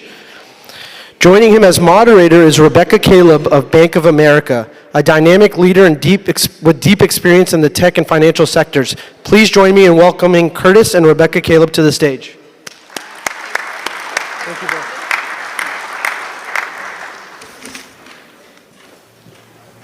Good afternoon, everyone. Can you all hear me? All right. How was lunch? Can I get a clap for a good lunch? All right. So great to see each and every one of you here. This is my very first time to be a part of this conference. Great to know this is the 10th year that we're doing this. You are in for a very energizing session. That's what I would warn you. So I'm Becky Caleb. I work for Bank of America. I'm a technology executive leading that cash servicing technology area. But it's not about me today. It's all about our leader here, Curtis Hite. And so before we start, Curtis and I were just talking to understand how we want to have this conversation flow. We would like to understand our audience. So I'm going to start off with 3 questions. How many in the audience are technologists? If you can kindly raise your hands. Okay. How many in the audience are entrepreneurs or startup owners? Okay, last but not least, how many of you are non-technologists? Potentially in your day job, you do not have a technology role. All right, so Curtis, we know our audience now. We do. So Curtis is the CEO and chairman of Improving. It's a global software company and a training company, which was founded in 2007. This company has been recognized in numerous journals. Curtis here is going to be elaborating a lot more on the details around that. This company has over 2,000 employees in 19 offices and has a revenue of $280 million. So you're in for a treat, as I said. So we're going to learn more about Curtis's journey, because this doesn't come overnight. Success is never overnight. There is always a journey behind it. So if you don't mind, Curtis, getting us started on your journey, a little more about yourself as well. All right, thank you so much. The first thing I'd say is providing a little context of who I am and maybe how Improving got started. I have very modest beginnings. My father, he was the head of the household as a teenager because his father had died. We grew up in Southern Virginia and not with a lot of privilege. But the one thing that I really did have is a lot of support from my father and my mother, and that really was the foundation to really much of what I've accomplished with the group and the family that I now have at Improving. And then when we talk about Improving and how it started, sometimes there are great reasons why companies start, and maybe sometimes there aren't the best reasons for companies starting. But this one was rooted, I was gainfully employed at my previous employer. I'd started a company during the .com. I had sold it to a French organization, and they were headquartered in Paris, and I was running their North American operations. And in late 2006, they chose to take a different direction. And if you had asked me just 6 months before if I would ever get into the services business again, I would have said, no way, not getting into services. But in November of 2006, I was let go. And for me, that was an incredible moment of shame and embarrassment. And so I did the very thing that I said I wasn't going to do. I was going back into services. And I did it because I was worried about, good or bad, what the people around me might think. And I turned this negative energy, and I turned it into a very positive force, shaped an organization that was employee-owned, and started this journey for improving. And our first year, we did a little over 2 million, and then today, as you mentioned, we're around 280. All right. Talk to us a little more about the mergers. You mentioned, it was a small company, but over time it has grown. And to help us understand how you got there. Okay, I'll go into our third year. A quick story. It's our foundational story. It happened in 2009, so 3 years after we started the company. But I was invited to a Conscious Capitalism CEO Summit by a banker that was here in North Texas. And this summit really is about celebrating that businesses are a great force of good in this world and can be used for even greater force than they are today. I went there and I sat down between, at the keynote speech, the president of Trader Joe's and one of the operational presidents of Starbucks. And this was, for a $9.8 million company at the time, this is an impressive moment. So I'm very nervous, and I'm sitting next to them, and many of you are technologists here, as I saw. But the keynote speaker started by asking a question. How many of you in the audience have had such a great experience with your technology provider or your technology team that you'll share it with the people next to you? 200 CEOs are in the room, and my hand went up, but only 5 other hands in that room went up. We call this our 6-hand story. 6 hands went up in the room. And the keynote speaker said, that doesn't surprise me. Keynote speaker said, only sales professionals have a worse perception amongst CEOs than technology professionals. And that crushed me for many reasons. One is I'm a sales professional and a technology professional, so you win the first place in the races you don't want to win. But it crushed me because technology is so pervasive that there's no business that isn't enabled by this. And it was then that we really leaned into how are we going to change that perception. And I realized we needed scale. I don't think we're there yet to the scale we need to be, but that's when our journey about starting to find partners all over, at the time the United States, we joined together with this ambition to start changing the perception in our profession. And so a lot of our scale has grown through just people joining together, cashless mergers, and then eventually we brought on private equity, and we've started to expand first in North America, and then just 6 months ago we did our global expansion. We've started in Argentina, in Chile, and about a month ago, Pune, India. That's awesome. So you talked about merging smaller companies even without capital. I know yours is a private company. How do you keep up with getting more private equity to keep up with the expansion that you're bringing into place? So we did our first 5 acquisitions with no financial support. We did this on our own, and we did one in Columbus, in Houston, in Minneapolis, and Calgary. And they were small, and they all had a flaw, which was a good thing because we could fix flaws together as partners. But at some point, we ran into the block that we needed more capital. And when we needed more capital, we brought on our private equity. And despite stories that you may hear, there are some really, really good private equity companies out there that can partner with you versus working against you. And we found one of those. Trinity Hunt Partners has been fantastic. We had a shared equity model. They leaned into that. And since then, we've been able to go from 55 million to 280, and a large amount of that is because we had their backing.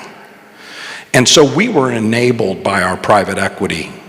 And they did a continuation. We're with them for another round, and we hope to go at least to $1 billion in revenues before we look to our next stage.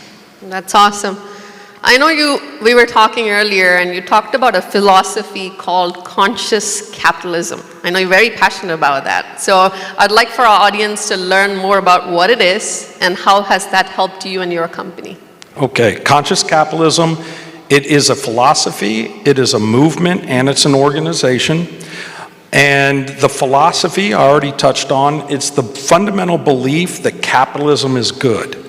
That capitalism is not only an economic system, but it's a social system built on morally good things. If you think about what capitalism is based on, it's I have a product or a service that somebody else wants, they have a need for it, and we mutually agree with no interference. There's no coercion. It is pure freedom. That's free market capitalism.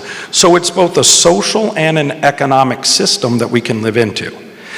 And what they don't want to stop there, though, this organization, what we want to say is, how do we inspire other organizations versus requiring? So you're not going to see us with a checklist that say, you must do this and must do this. It's more, we think these things are beneficial and you can. It's built on 4 pillars: a purpose that goes beyond just making profit, a higher purpose, conscious culture, a stakeholder model, not a shareholder model, and conscious leadership. There's a local chapter that's very, very healthy here, but there's also, it's an international organization started by John Mackey of Whole Foods, Kip Tindall of the Container Store, and many other prolific business leaders. So just to kind of pull the thread a little more on the conscious capitalism, there's also trust that you mentioned. Trust means everything. So how can you elaborate further on that? So a year after the Conscious Capitalism CEO Summit, the Six Hands event that our company's familiar with and I shared with you, my partner and I went to a Stephen Covey seminar. And it was on building trust. His book is called The Speed of Trust. And as I sat there, I realized, listening to him, that many of the challenges that the IT industry has are in the 13 trust behaviors that were codified in this book. And it was at that point that we decided to focus on building trust. And if you go out there and search the internet of technology partner companies that try to lead with trust, I bet you it's half of them. But we had to turn lip service into actual implementation. And our company today, of our 2,000 employees, 1,100 employees volunteer to participate in what we call trust pods each and every week, discussing these trust behaviors, how we can implement these with our stakeholders, not just our clients, and how we implement them in our own lives. And if you talk about trust for 30 minutes a week and talk about things like listen first, practice accountability, clarify expectations, talking straight, I just talked about this morning, but straight in love, not in humiliation or something like that, extending trust, righting wrongs, all these behaviors lead to great relationships, and in a service business, that becomes critical. The feedback I get back from the employees most now that participate is, this actually helps me in my home life more than it helps me in my professional, even though it does. And this is a great thing when we can integrate those two. So trust is an integral part. We now are coaching our clients in this. I facilitate workshops that have nothing to do with technology, and we have consultants there that are literally teaching other teams about building trust. And I think a lot of you know that's kind of the core of a high-performance team. I can say we can all attest that trust is important, not just in professional, but also in personal, in every relationship as well. So definitely something that we can learn from that. Yours is a Dallas-based company. I know we're all here in the Dallas Metroplex. Dallas has seen a lot of changes over the years. How is your company adopting to those changes, and what exactly are you doing differently that is, attracting more talent within your own company as well? Okay, a few questions there. We're all fortunate, and I think everybody knows, to have businesses that operate and function in Texas. It is a very business-friendly environment. Starting companies here, while not easy, it's certainly more conducive if you're an entrepreneur or even doing business here. So there's a great benefit to being in Texas, and in particularly North Dallas, from that regard. I forget how many headquarters that, let's say, California has lost, half of them coming here to Texas. So the environment itself is changing just based on the growth, and this is a good thing, remembering the roots. When it comes to attracting talent in this market, one of the things that Improving has done is tried to live into our values, but when you state your values as a company, and ours are excellence, dedication, and involvement, and I could go deeply into those, but when you state them, it's not about just practicing those like we practice trust, but those are expectations that we have of our employees. What can your employees expect of you as a company? So we turn that around. And we say that if you want to be an executive at our company, you have to represent the company, and here's your commitment to the employees. We will create a great place to work. And we'll do it through 5 principles: open and honest communication, creating an environment that is positive and fun, creative ways to learn and grow, sharing in the success of the company, and creating lifelong personal and professional relationships. Those 5 things we're going to focus on to create a great place to work. I'm very proud, probably the most proud accomplishment, that we've had more than 100 best places to work. It doesn't mean we're perfect. We're certainly not perfect, but we are a great place to work. We've been named #1 in Texas, #1 in Ohio, and recently on Fortune, in the mid-markets, we were in the top 40, which was good for our first year, but that's an U.S. recognition. So by having our employees know what they can expect of its leadership and executives and clearly stating it, we invite ourselves to be held accountable, and we create a great workplace. So you named yours was the first #1 company in all of Texas to be named as #1. How is that playing for the parts of the world that you're now starting to kind of explore? And you mentioned at the very beginning, you said we're exploring more into Asia. As a matter of fact, you did an acquisition just this past month, I believe, so congratulations. So how exactly is that kind of helping in your journey, showcasing that you are #1 in a particular state, which is very large, and you kind of compare in terms of mass and everything. So help us understand a little more about that. First, it gives you some credibility simply when you talk with them, because they can see these recognitions. And that is, if you're a small organization and you haven't applied to some of these, you should try to. Even if you don't make the list, you get feedback on how you can become better. And by the way, get better is a trust behavior of one, because it builds trust if people see you improving. But the other thing that it does is we have a tremendous number of programs already in place that we get to offer these organizations as they come in and partner with us. We have something called PATH, which is a career path program. We have Improving University. We have the Trust Pods that I mentioned, but we also have our chapters of Conscious Capitalism. We also have something called Come Together, where we pick a theme for the month, and the entire company rallies office by office around a single theme. So what we have is so much executable culture that they see this, and by the time we've done an acquisition, they've already started leaning into the culture. And maybe the most impressive accomplishment is we've had no failed mergers or acquisitions, and we've done 18 small ones, but we've only had one that was actually a whole lot of work. So this is pretty hard, and I credit that to the culture that we have collectively, not just me, established at improving. So an interesting topic that everyone wants to talk about is AI. That's the buzzword of the century, or I should say, or right now for this year, it's everything about agentic AI. As your company is both a software consulting firm and a training organization, how is AI playing into your services and everything that you do as a company as well? What I'm going to say is not going to surprise anybody, but artificial intelligence is here. It's here to stay. And it's coming very, very quickly. But if I were to kind of compare it to a time in the technology history when we really look at demand, in the late 90s, you could say it started in the early 90s or before, but there was a huge shift from functional programming to object programming.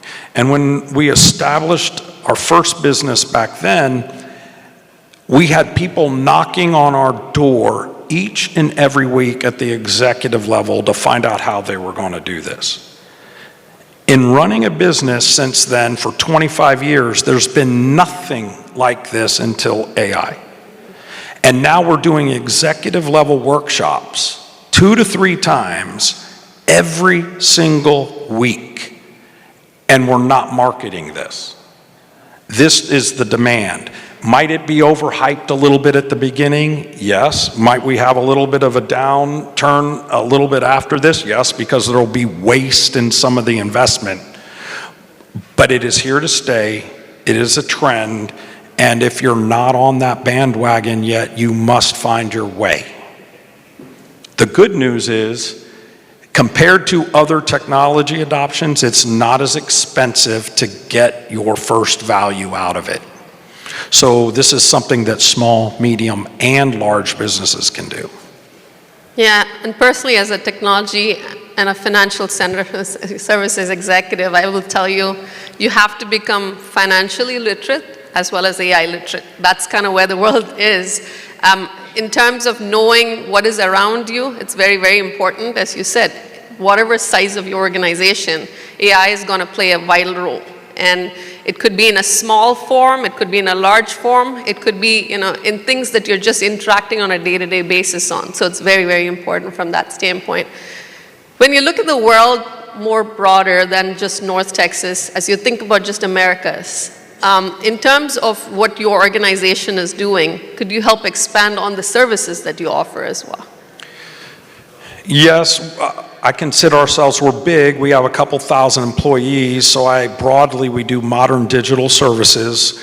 Not a lot of legacy work, but we always have to work with legacy systems. And we are a services company, we're not a product company, and we're a digital, so we're software, we're not hardware at the highest level.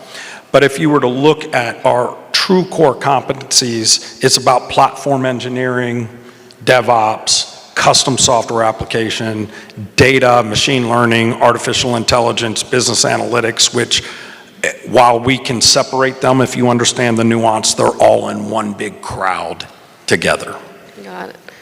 Also, you are a Texas A&M graduate. Go Aggies. Yep. How many Aggies in the room? No Aggies? All right. I can see some back there. All right, good. All right, so just want to kind of understand, you've established this organization over the years. You and I were talking about some of the passions that you have, and what do you do to work alongside with the community around you, and the great things that you're doing in the communities around you. I'll tie this back to conscious capitalism. So we talked about the stakeholder model, and a stakeholder model that's beyond the shareholder model. Well, it's more than just a customer, and it's more than just the employee as well, even though those are key stakeholders. What about your suppliers? What about the industry? What about the communities that we're serving?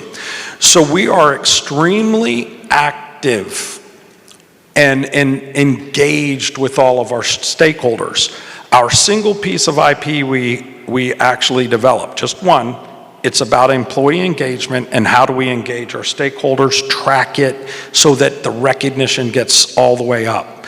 And this comes in all different flavors. If you were to go to our office here in Plano, every single night, I mean every single business night, we have 1 to 2 community groups in our space. We host them.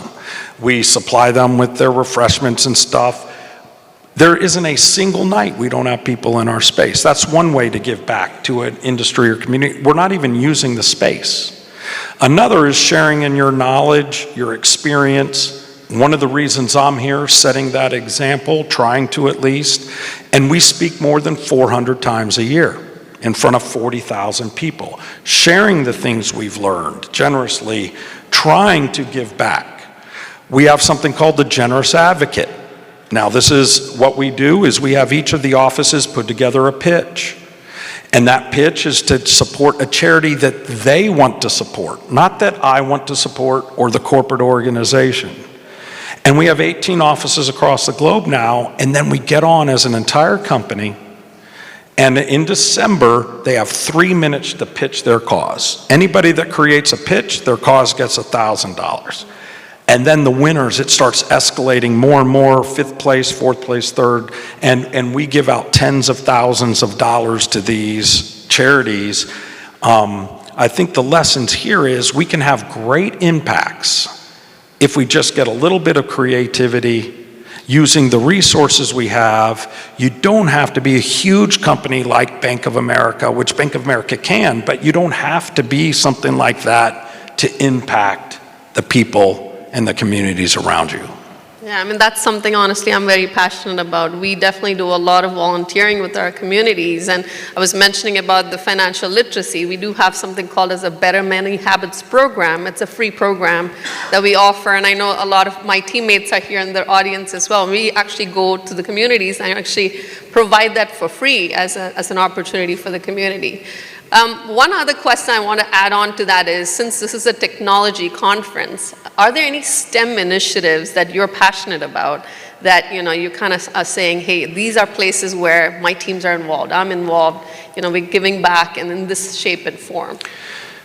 And I thank you for that. There are several areas that we contribute in this way and try to be involved. I was talking with D Magazine, who's here. We support their Emerging Women's Leadership Network. And it's not going to be a shock to anybody here, but the technology industry doesn't have the greatest perception amongst women. Why are only 22% of our employees women? When if you look at elevating lives out of poverty, it's probably the most accessible industry that you can elevate yourself out. So we're very active with women's organizations throughout STEM, Girls Code It, and schools about this. But another event that we do is called Code Launch.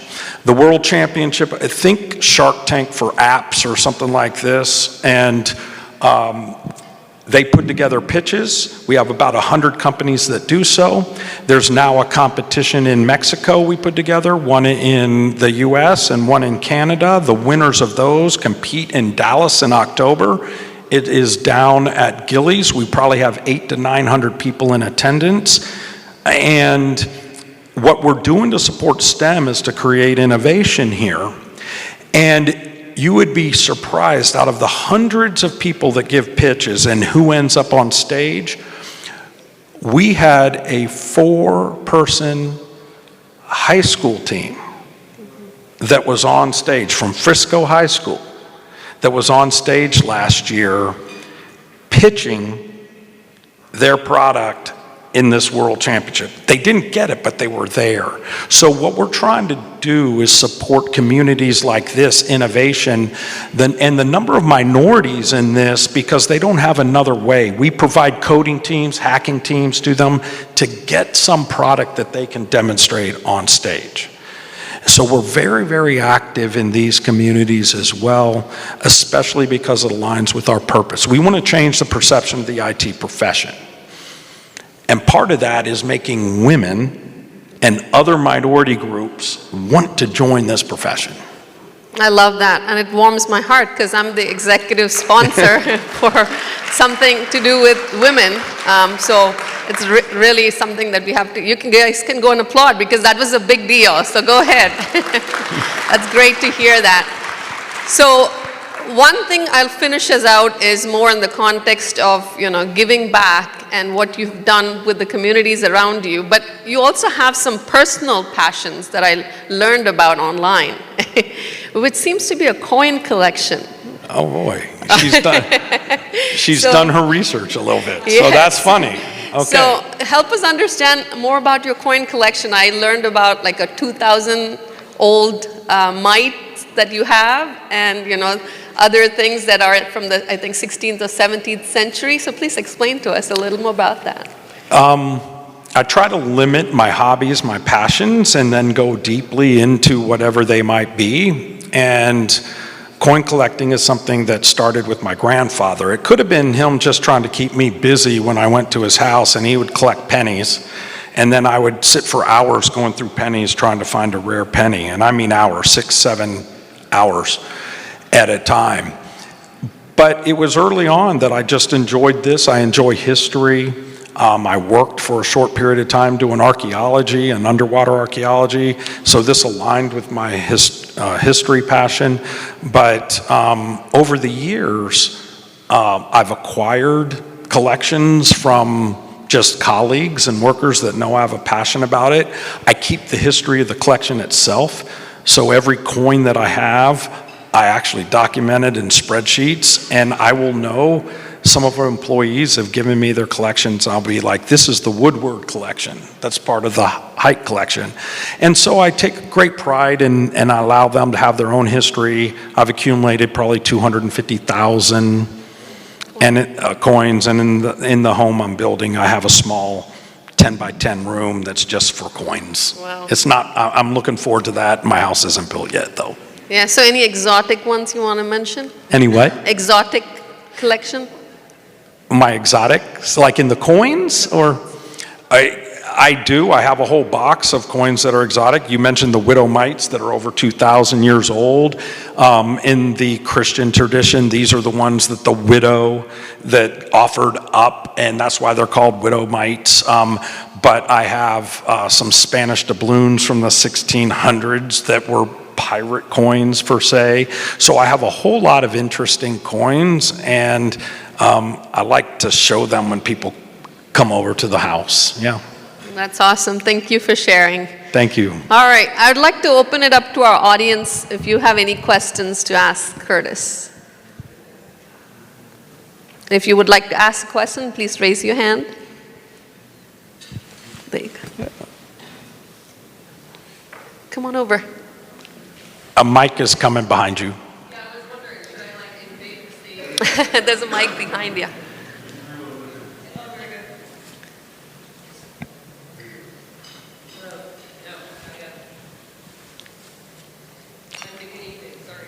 There we go.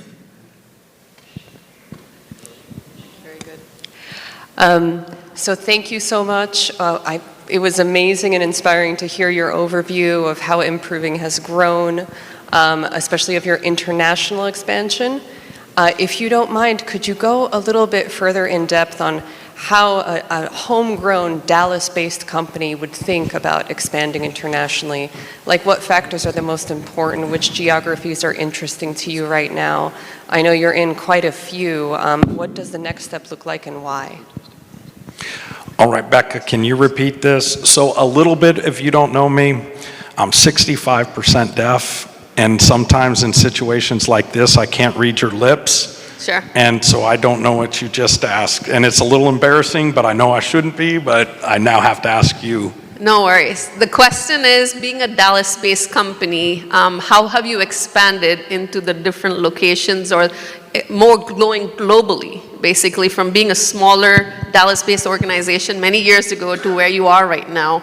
So how has that expansion kind of grown from being a small Dallas-based company to now being a global company? Yeah, Did I get that right? Just think about which countries and why. Which countries and why? Okay, which countries and why? And then I'll also talk, so initially, what we were running into, and services in the United States provided by U.S. professionals can tend to be more expensive, right? And it's a good thing. There's a lot of benefits to it, and there's nothing wrong with that. But we were having a large number of clients that were coming to us that needed a more an alternative costing model, right?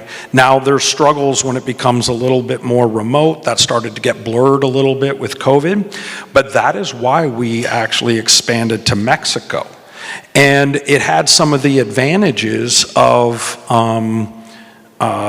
having a lower cost alternative with some complexities because of the remoteness, but same time zone, easy access and things like that, and we very quickly then established there. Canada is another commercial market, and therefore we're looking access to a big commercial market. The next big commercial market's Europe, which is in our 10-year plan. We haven't expanded there. Now when it comes to, and that was the same strategy now that we tested it out with Mexico, why we're expanding into South America. Very similar, all the Latin America, nearshore, very similar way to run models. We then had even more clients that wanted some of the benefits of offshore models. And we had one very big investor, and one of the investors provided a couple $100 million plus into the investment of improving, and they wanted us to have an India presence. And when people invest money in you, you oblige, and you happily oblige and say, we'll do that. And that's a good reason, I'm not gonna say. Now, it's super exciting because they have really a deep expertise in native cloud technologies and Kubernetes, which expanded our own, but we're looking to expand that very quickly now. One thing I want to add that's not a direct question, but it's very important. At Improving, I mentioned the value of involvement. I believe that our success over the years has been a consequence of the collective involvement of everybody at the company, and I mean everybody. And these are the partners that we're with, these are, the partners we're bringing on. And one thing that I've learned is that I don't have to come up with all the good ideas. In fact, it's arrogant to think I would be the source of all the good ideas. But my power, my effectiveness is being able to identify on the good ideas that we can. And so I want to encourage that for everybody to remember that you are part of a team. And yes, it doesn't matter where you are contributing to the overall success of the client, of the company. And you do make a difference, and I fundamentally believe this. So when bringing on partners, my favorite part is finding their ideas that they did that we can take into our company and expand them. And I'll tell you, so many of these cultural programs that I talked about, maybe one of them came from the original Improving. All the others are from the partners we brought on. Well, thank you. And I think, just based on where I'm thinking about this, there might be so many startups in the room that are already kind of thinking in their minds, hey, how can I partner with Improving in the future, So definitely reach out, I guess, right? So, but I really want to take this opportunity to thank you for joining us, and thank you to the Chamber for having us, as well as each and every one of you for spending your afternoon with us. So if you don't mind, let's give a round of applause for Curtis Height. Thank you. Thank you so much, Becky. Thanks again, Curtis.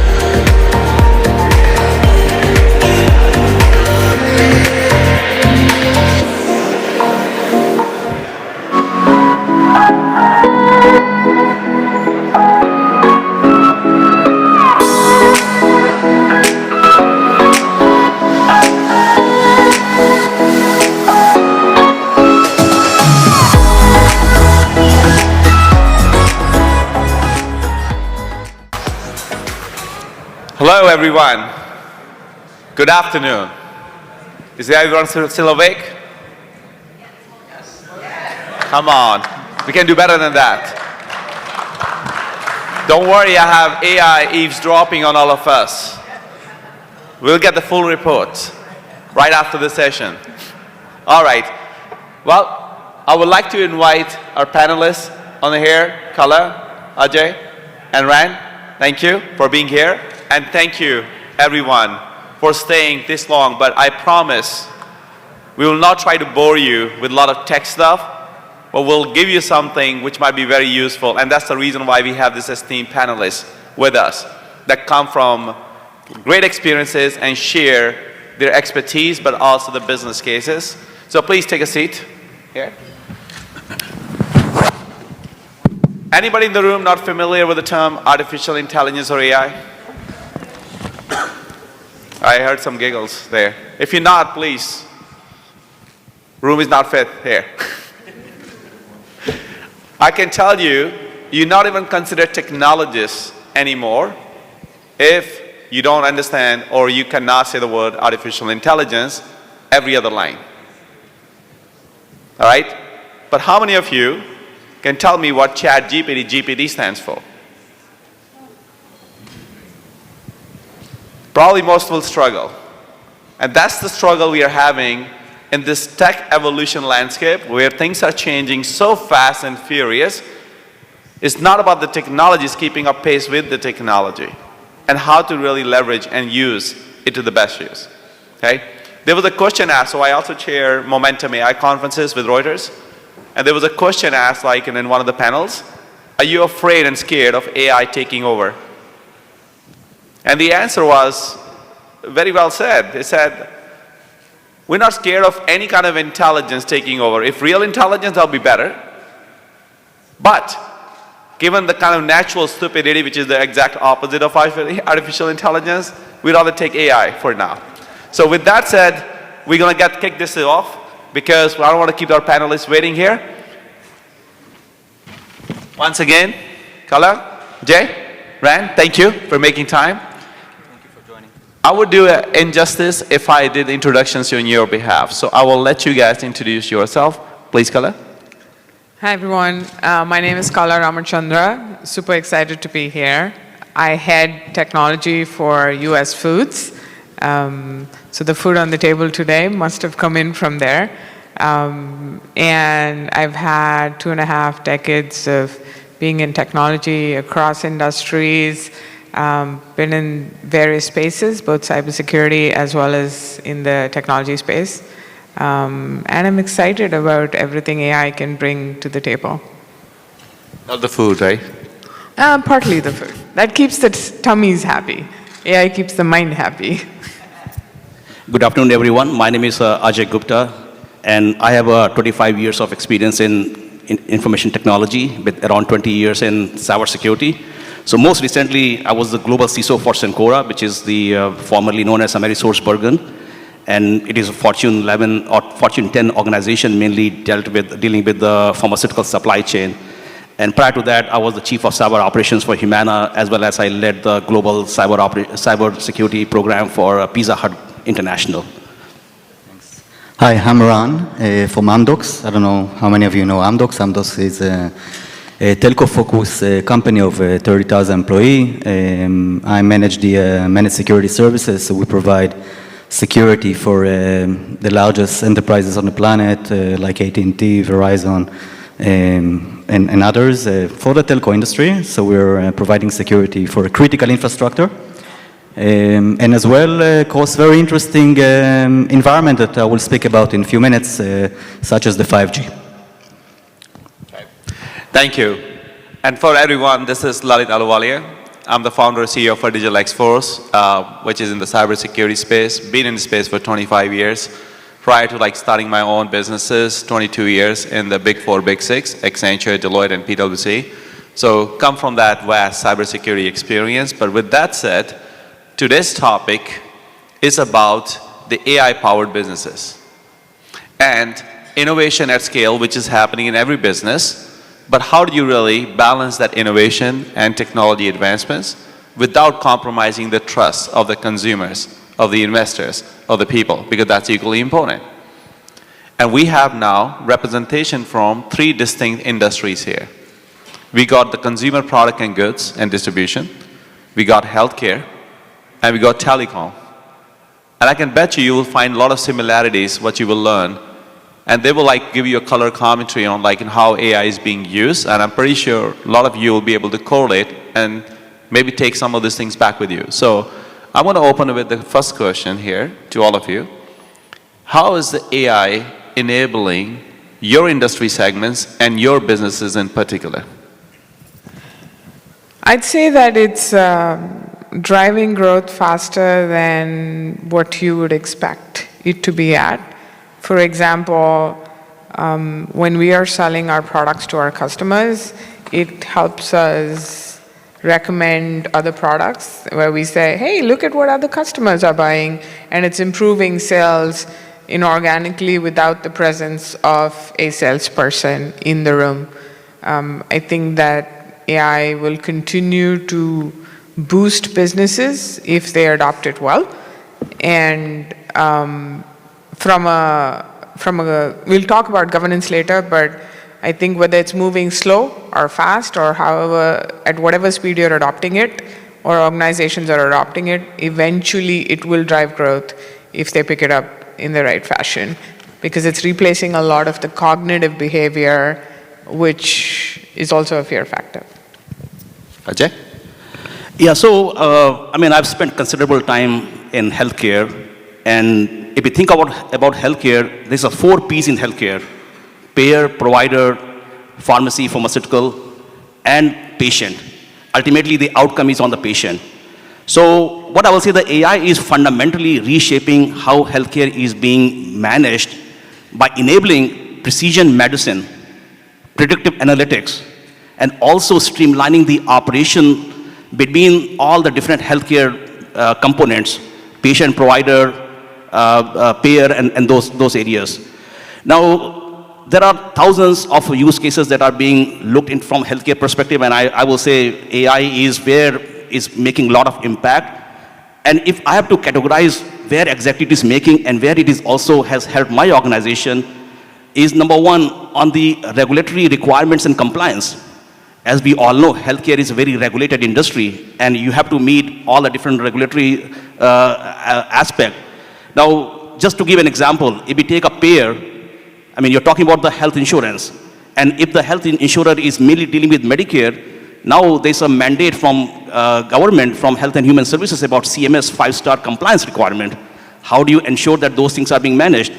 Look at the high quality telemedicine. Telemedicine has been there for some time, but all of a sudden now the AI is even further enabling and making it much more affordable. Look at all the health management. When I talk about the health management, think about the disease management, think about the utilization management, because different aspect of the healthcare is very inefficient. That's where AI is bringing a lot of aspect there.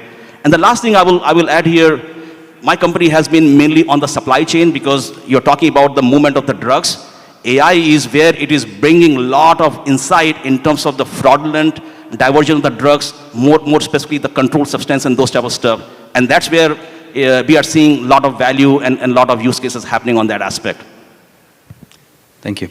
So I'll take it from the telco side, obviously. And I think we are in very exciting times where not only AI is emerging and become much more mature with Gen AI and other technologies that correlate with that, but also 5G.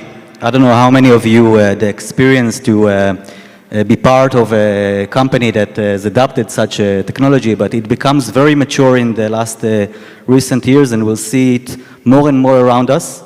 And the combination of the conversion between AI technology and 5G really enables enterprises, not only telcos, enterprises from all industries basically, almost all industries including governments, to create an amazing business transformation and create and generate new revenues and amazing new business opportunities.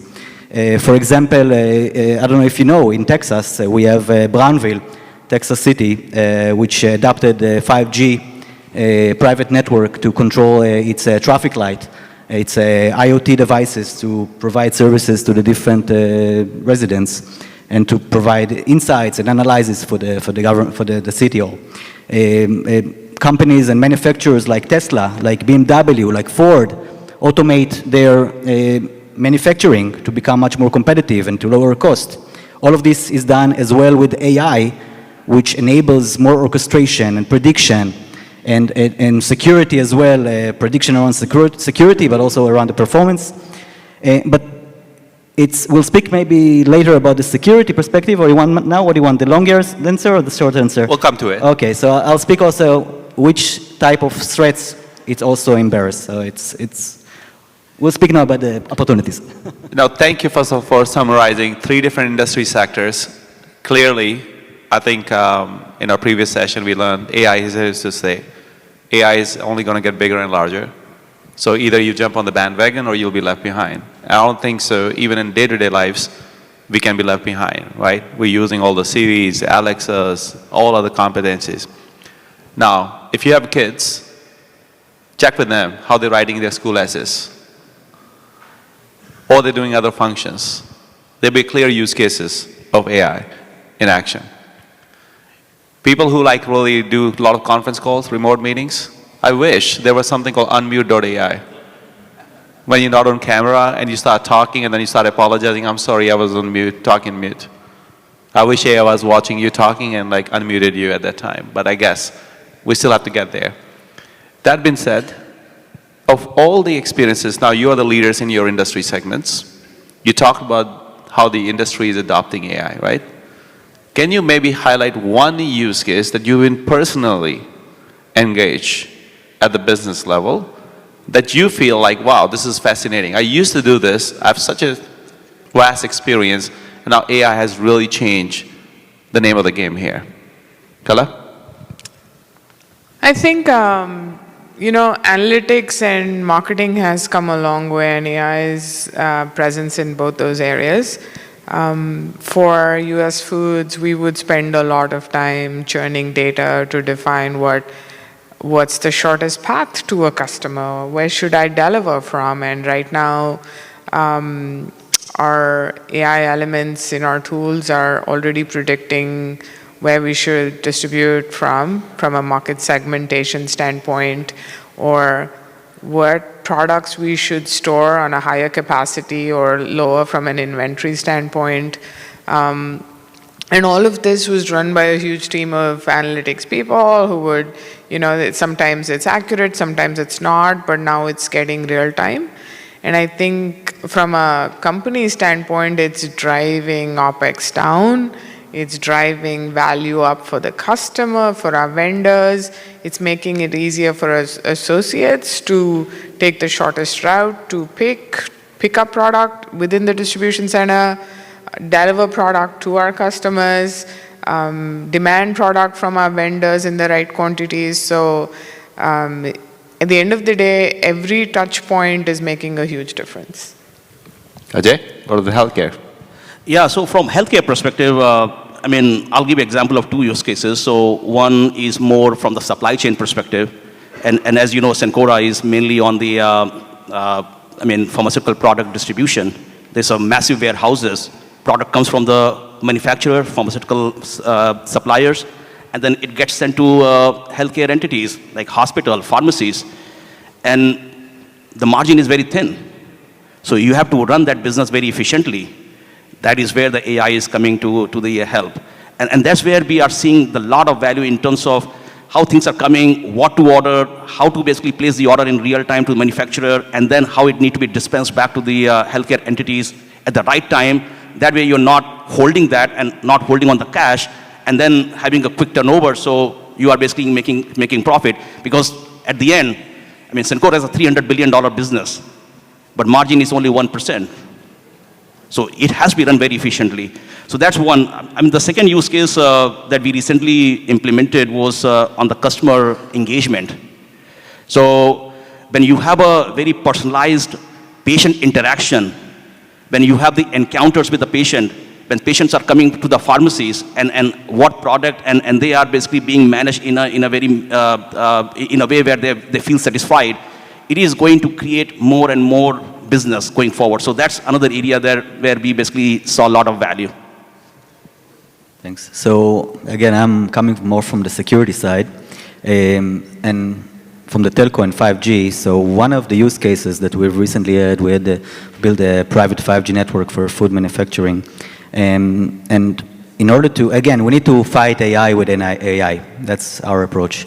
And when it comes to 5G, it's supposed to be a very secured environment, and that's also comes with a secure by design, but it's not enough. We need to orchestrate security. So we need to deploy a lot of AI-based orchestration activities in the network.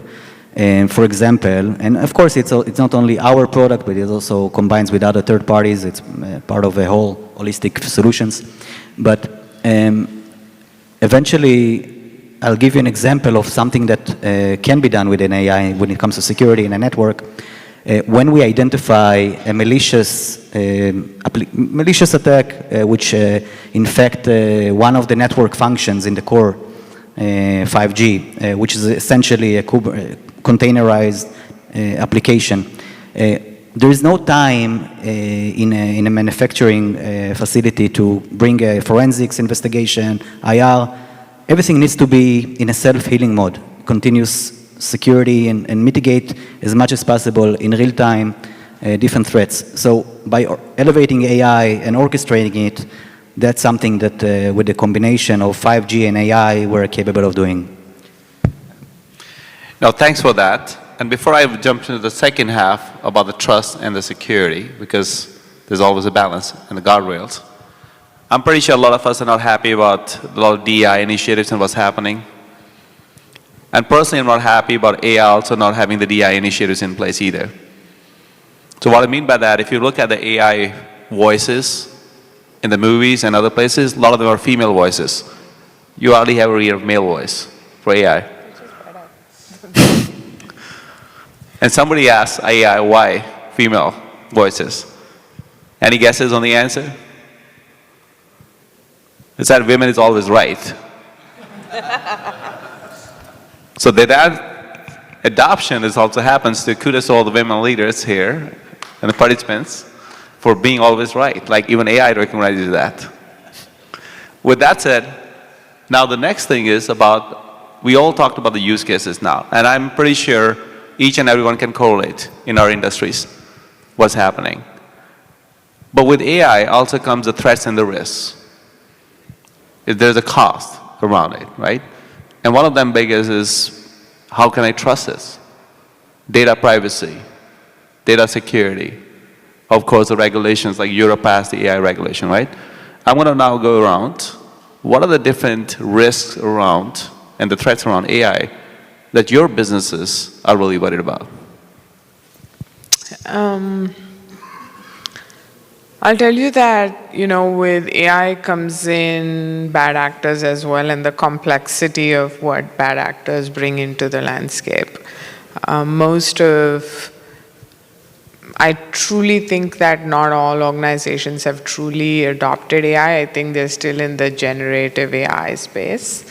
And in generative AI, a lot of it is dependent on the quality of data that you present to it. And the risks are bad prompting and legal issues that can arise from bad prompting and prompt injections that can lead to customers, vendors, your key stakeholders having all of the incorrect information, if I may say that. And for example, we did something with Workday where we put in some agents for our employees to interact with. And we spent a significant amount of time building the right prompts into the system. And if there were times when the responses that came from it was from bad prompts. So we had to weed all of that out. So every use case needs significant amount of due diligence just to protect yourself legally, reputationally, and financially, not just implementing it for the benefits of it. That makes sense. Ajay? Yeah, I mean, like any technology, adoption of anything will bring risk. Now, I'm a cybersecurity leader, so there's always a risk that I think about.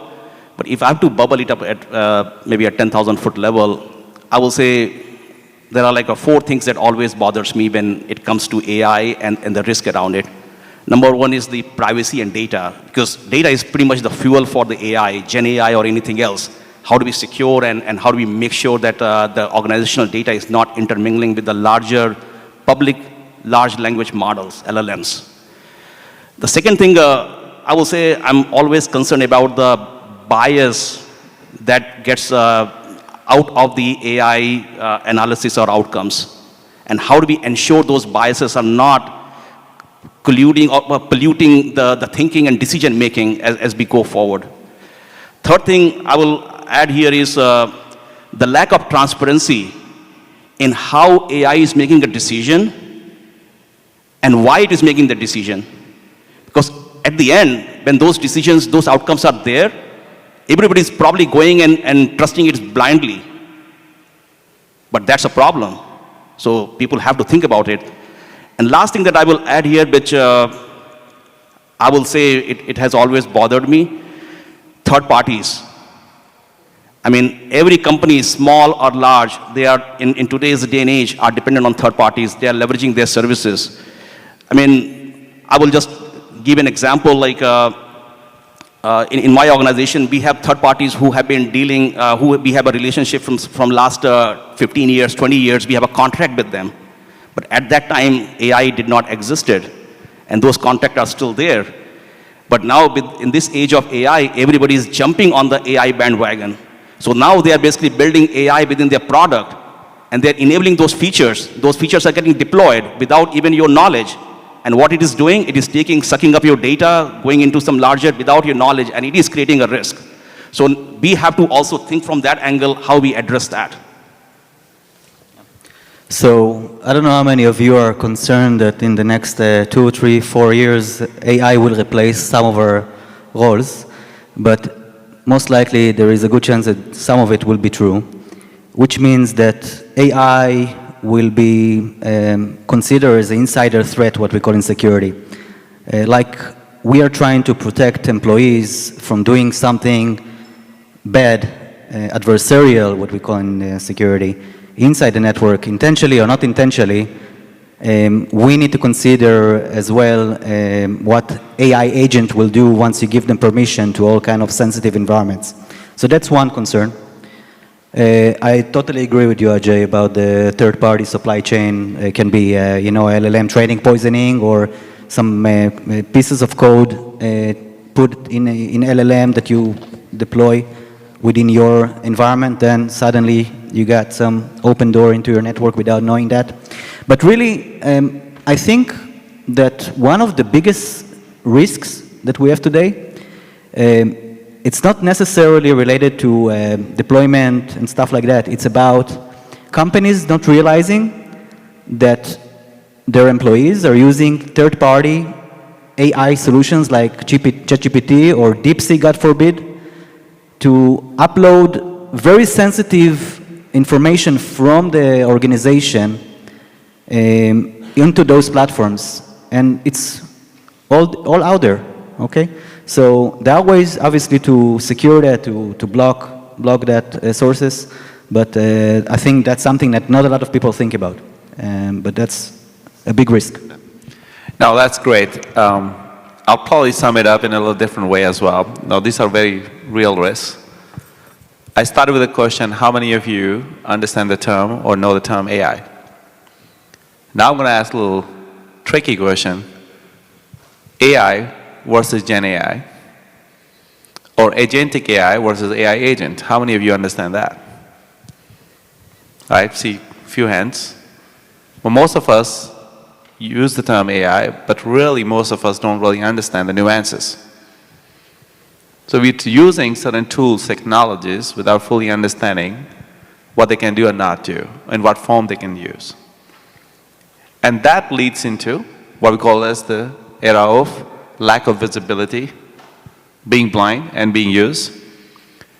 One takeaway I will have every one of you, whichever industry segment you come from, Go and check in your enterprises and just ask, doesn't matter who you ask this question, what kind of AI and to what degree we are using AI? What all AI are we using? And find an answer there. You'll be surprised. Most organizations are struggling with that fundamental question. They don't even have an inventory of what AI where all is being used. Which now leads to the next topic, which is who owns the AI risk in your environment, in your businesses, and how you're really governing the risk?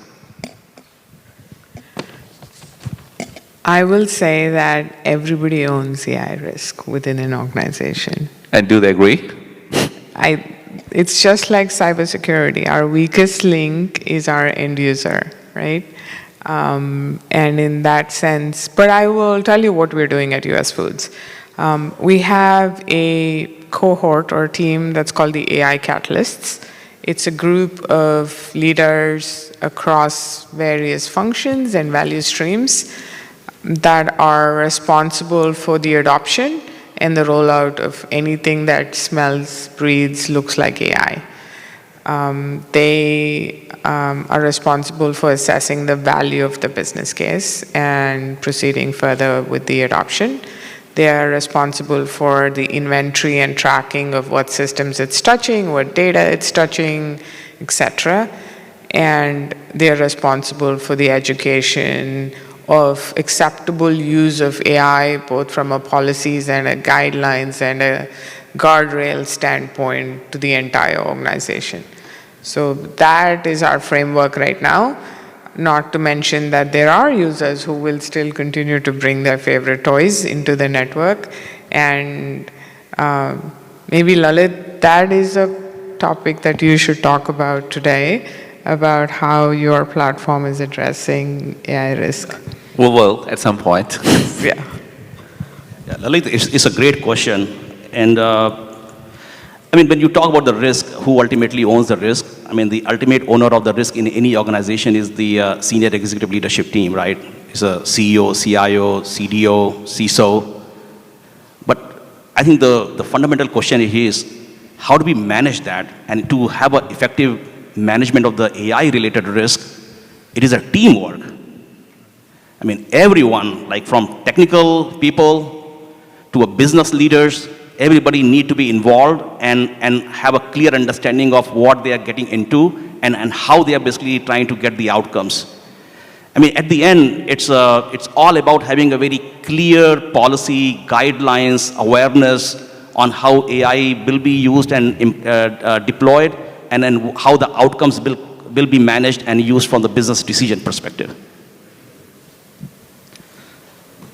Okay, so in terms of who's responsible for the risk, I completely agree with you, Ajay. You know, humble next to you and follow your guidance. But there are two maybe perspectives around it. So once there is a breach, God forbid, the organization really needs to understand who owns what, who is responsible for which role in that exercise, not exercise, but the incident. It can be very, very, I would say, stressful situation where everyone can run to different directions and everything needs to be structured and everyone needs to know what he's doing. So in that perspective, I think knowing who is responsible for what is highly important. So you need to be prepared for such incidents and such events. And in terms of the day-to-day, when there is no such, I would say, nervous situation for the organization, yes, we need to continuously, like Ajay say, make sure that the policies are updated, everyone knows what are the procedures, who is the champion for each area to take responsibility in terms of the supply chain, the code, the deployment, the different guardrails, updating things. There is different roles for different scenarios, but definitely that's just two aspects from my side. So specifically, Rand, for you and Ajay, you come from very heavily regulated environments too. It's kind of like, not that CPG is not bad, but healthcare. and critical infrastructure, right? Are you worried about any regulations specifically? I mean, regulation related to AI or? Yes, specifically AI. Yes, I'm definitely worried because I mean, AI is basically where all the innovation is happening. You don't want to cripple the innovative juices that are flowing and how it can bring the betterment of the society and the business in general. So it has to be open, but it has to be done in a way where it is properly managed and controlled. I think that's the key. I mean, it's like anything else. I mean, with the goodness comes the bad aspect. But how do you manage that and ensure that you only getting the goodness out of it, but also effectively managing the downside of the badness is where the effective aspect comes.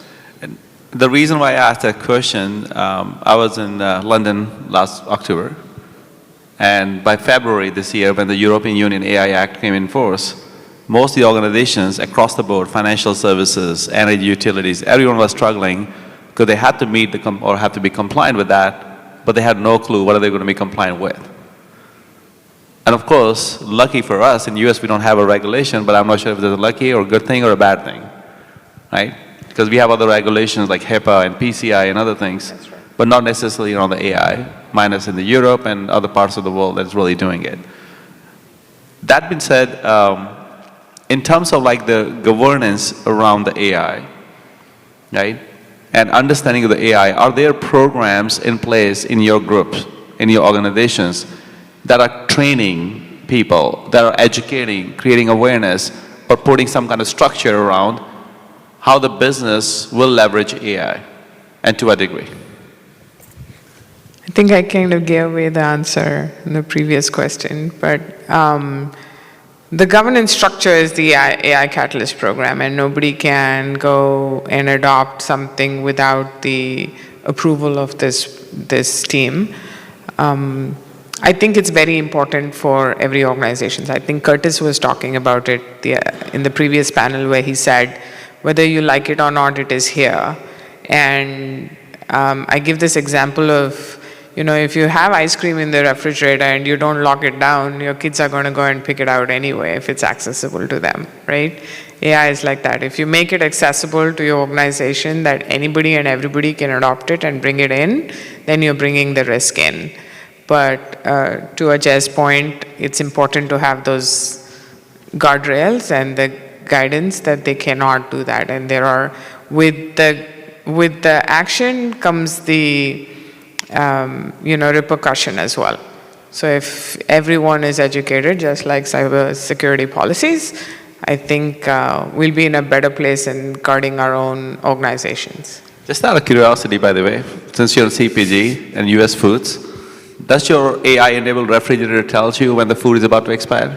It does. It does. Okay. We do have labeling on it, so it kind of. I need to buy that. Yeah. Do you eat expired food?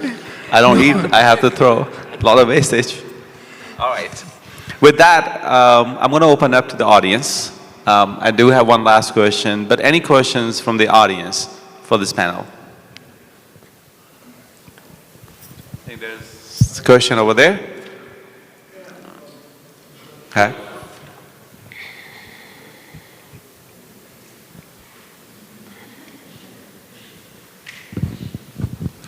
So I recently wrote a white paper using ChatGPT, and it was pure garbage. I mean, it was general garbage, and I went and tried to fix it. I mean, it was well written.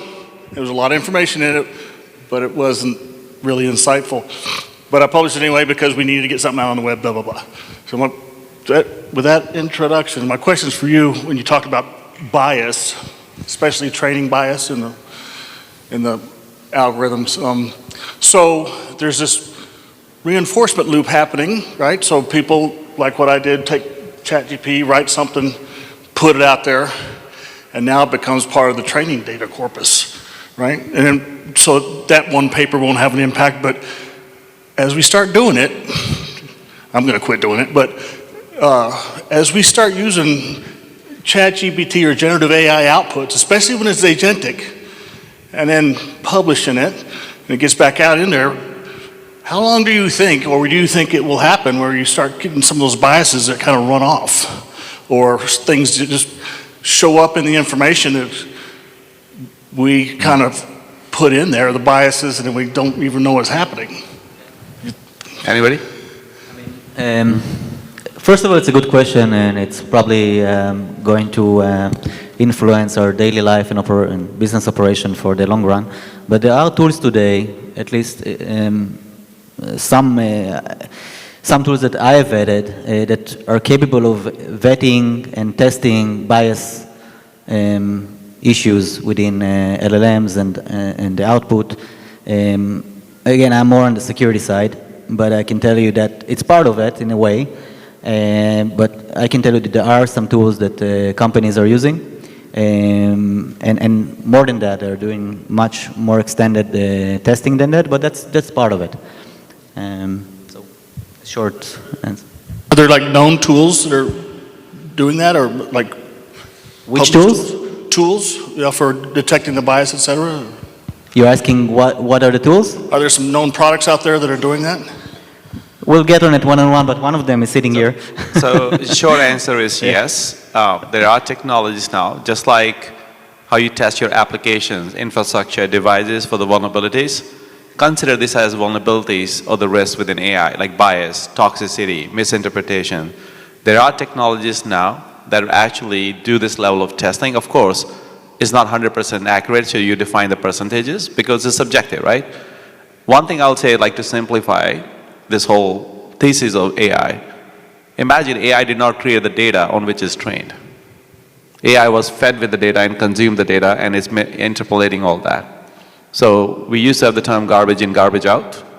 I think when you're training your models and stuff, so if you're worried about the bias, the toxicity and stuff, somebody has to pay attention, and that's the reason why AI governance is very important criteria for you to kind of like look at the quality of data, what it's being trained on and everything, and better it is, and better it's been kind of refined, lower is the chances of those kind of threats over there. Any other questions? Okay. Nobody was doing ChatGPT on a question to ask in an AI forum?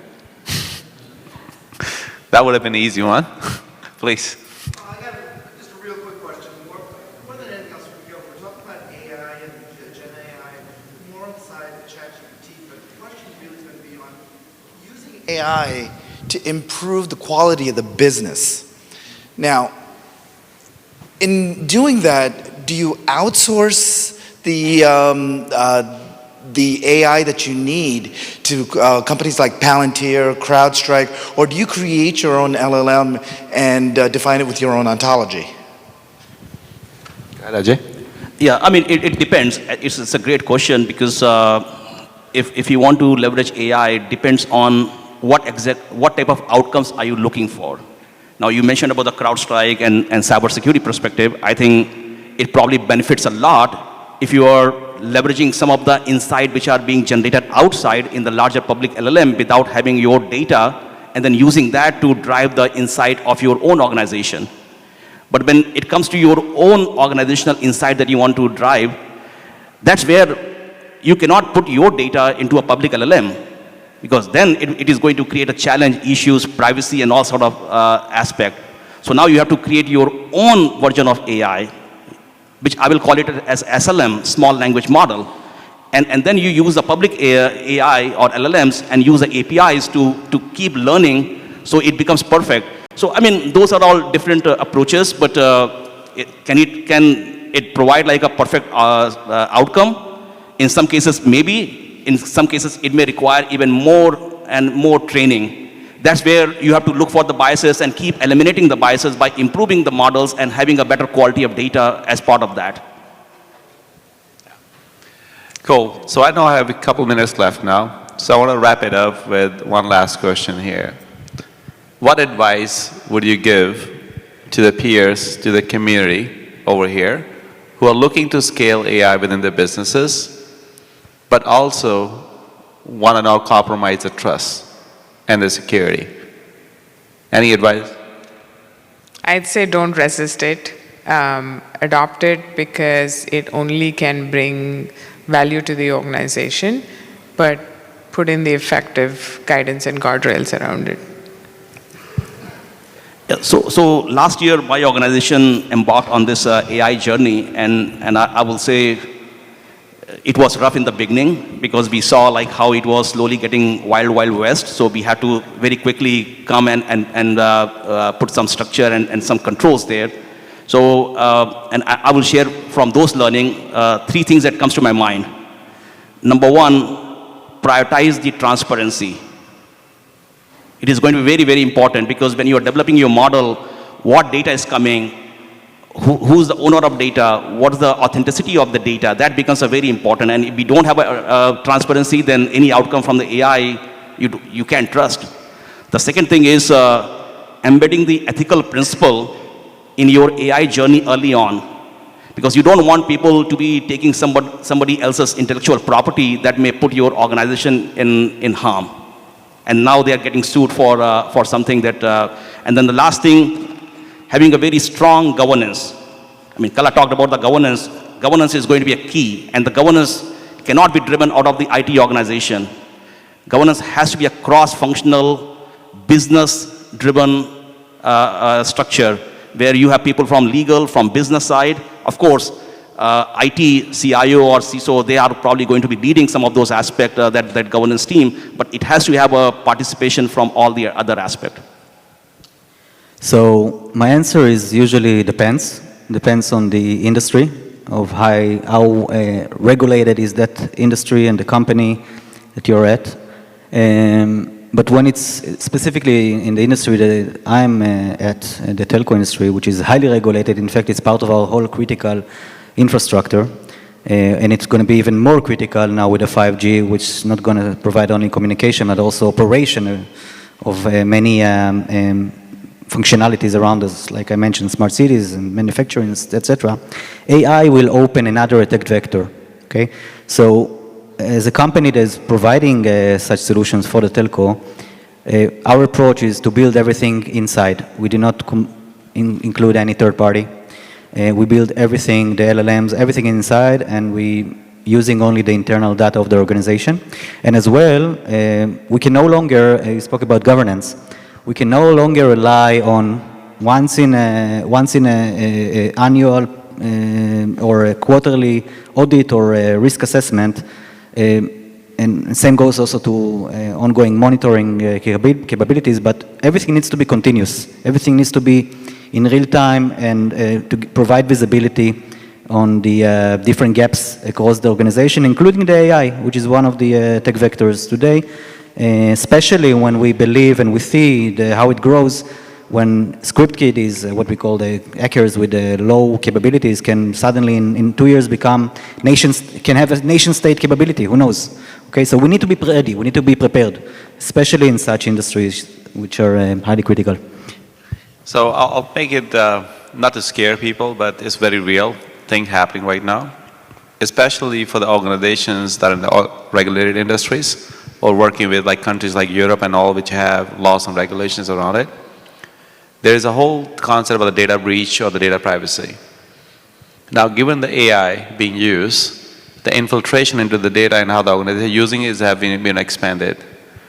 There are people and the law firms and others constantly watching, especially in the cyber insurance space and other places too. They're constantly watching for any violations of any of the data breaches using AI, through AI or without AI, both ways. And if you haven't, you should study some of those use cases. This threat is not theoretical, but real. Election time, deep fake, and other things, again, real threats. So things are happening for real. And with more and more adoption of AI, which is going to happen in day-to-day life, smart cars, or self-autonomous cars, smart cities, it's only going to infiltrate. And my advice, what I tell people is, balance your AI with real intelligence. And I will wrap it with a simple example. At one of those conferences again, there was a case study that was shared, which was kind of like very encouraging, that they did this AI-based mechanism where they fed almost 2 million snapshots of different coffee leaves and stuff to come with a pattern which coffee leaves will produce the best coffee beans and stuff. So they did all permutation combinations, did experiment over and over again, really never could get to a real result. Then they brought 5 or 10 farmers from their belt. They picked up a sample of 20 leaves and said, these are the ones that you should be combining to get the results. And the results were outstanding. What they really tell you is why AI can enhance the power of data and everything else, that doesn't mean the real intelligence or experiences are going away, which is encouraging. That's where we should be. So the balance needs to be there. With that, I think we're done with the panel. We won't keep you up between the happy hour and stuff. Hope you enjoy the conversation and listening to the examples, the case studies. And with that said, thank you, Kala, Ajay, Rand, for being here. Really appreciate it. A big round of applause for the panelists, please. Thank you. Thank you.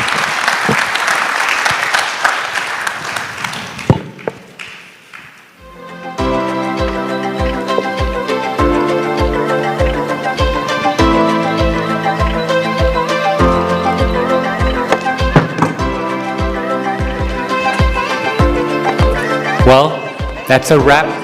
2025 Techconnex, and hopefully we'll see you in 2026. We really appreciate you being here.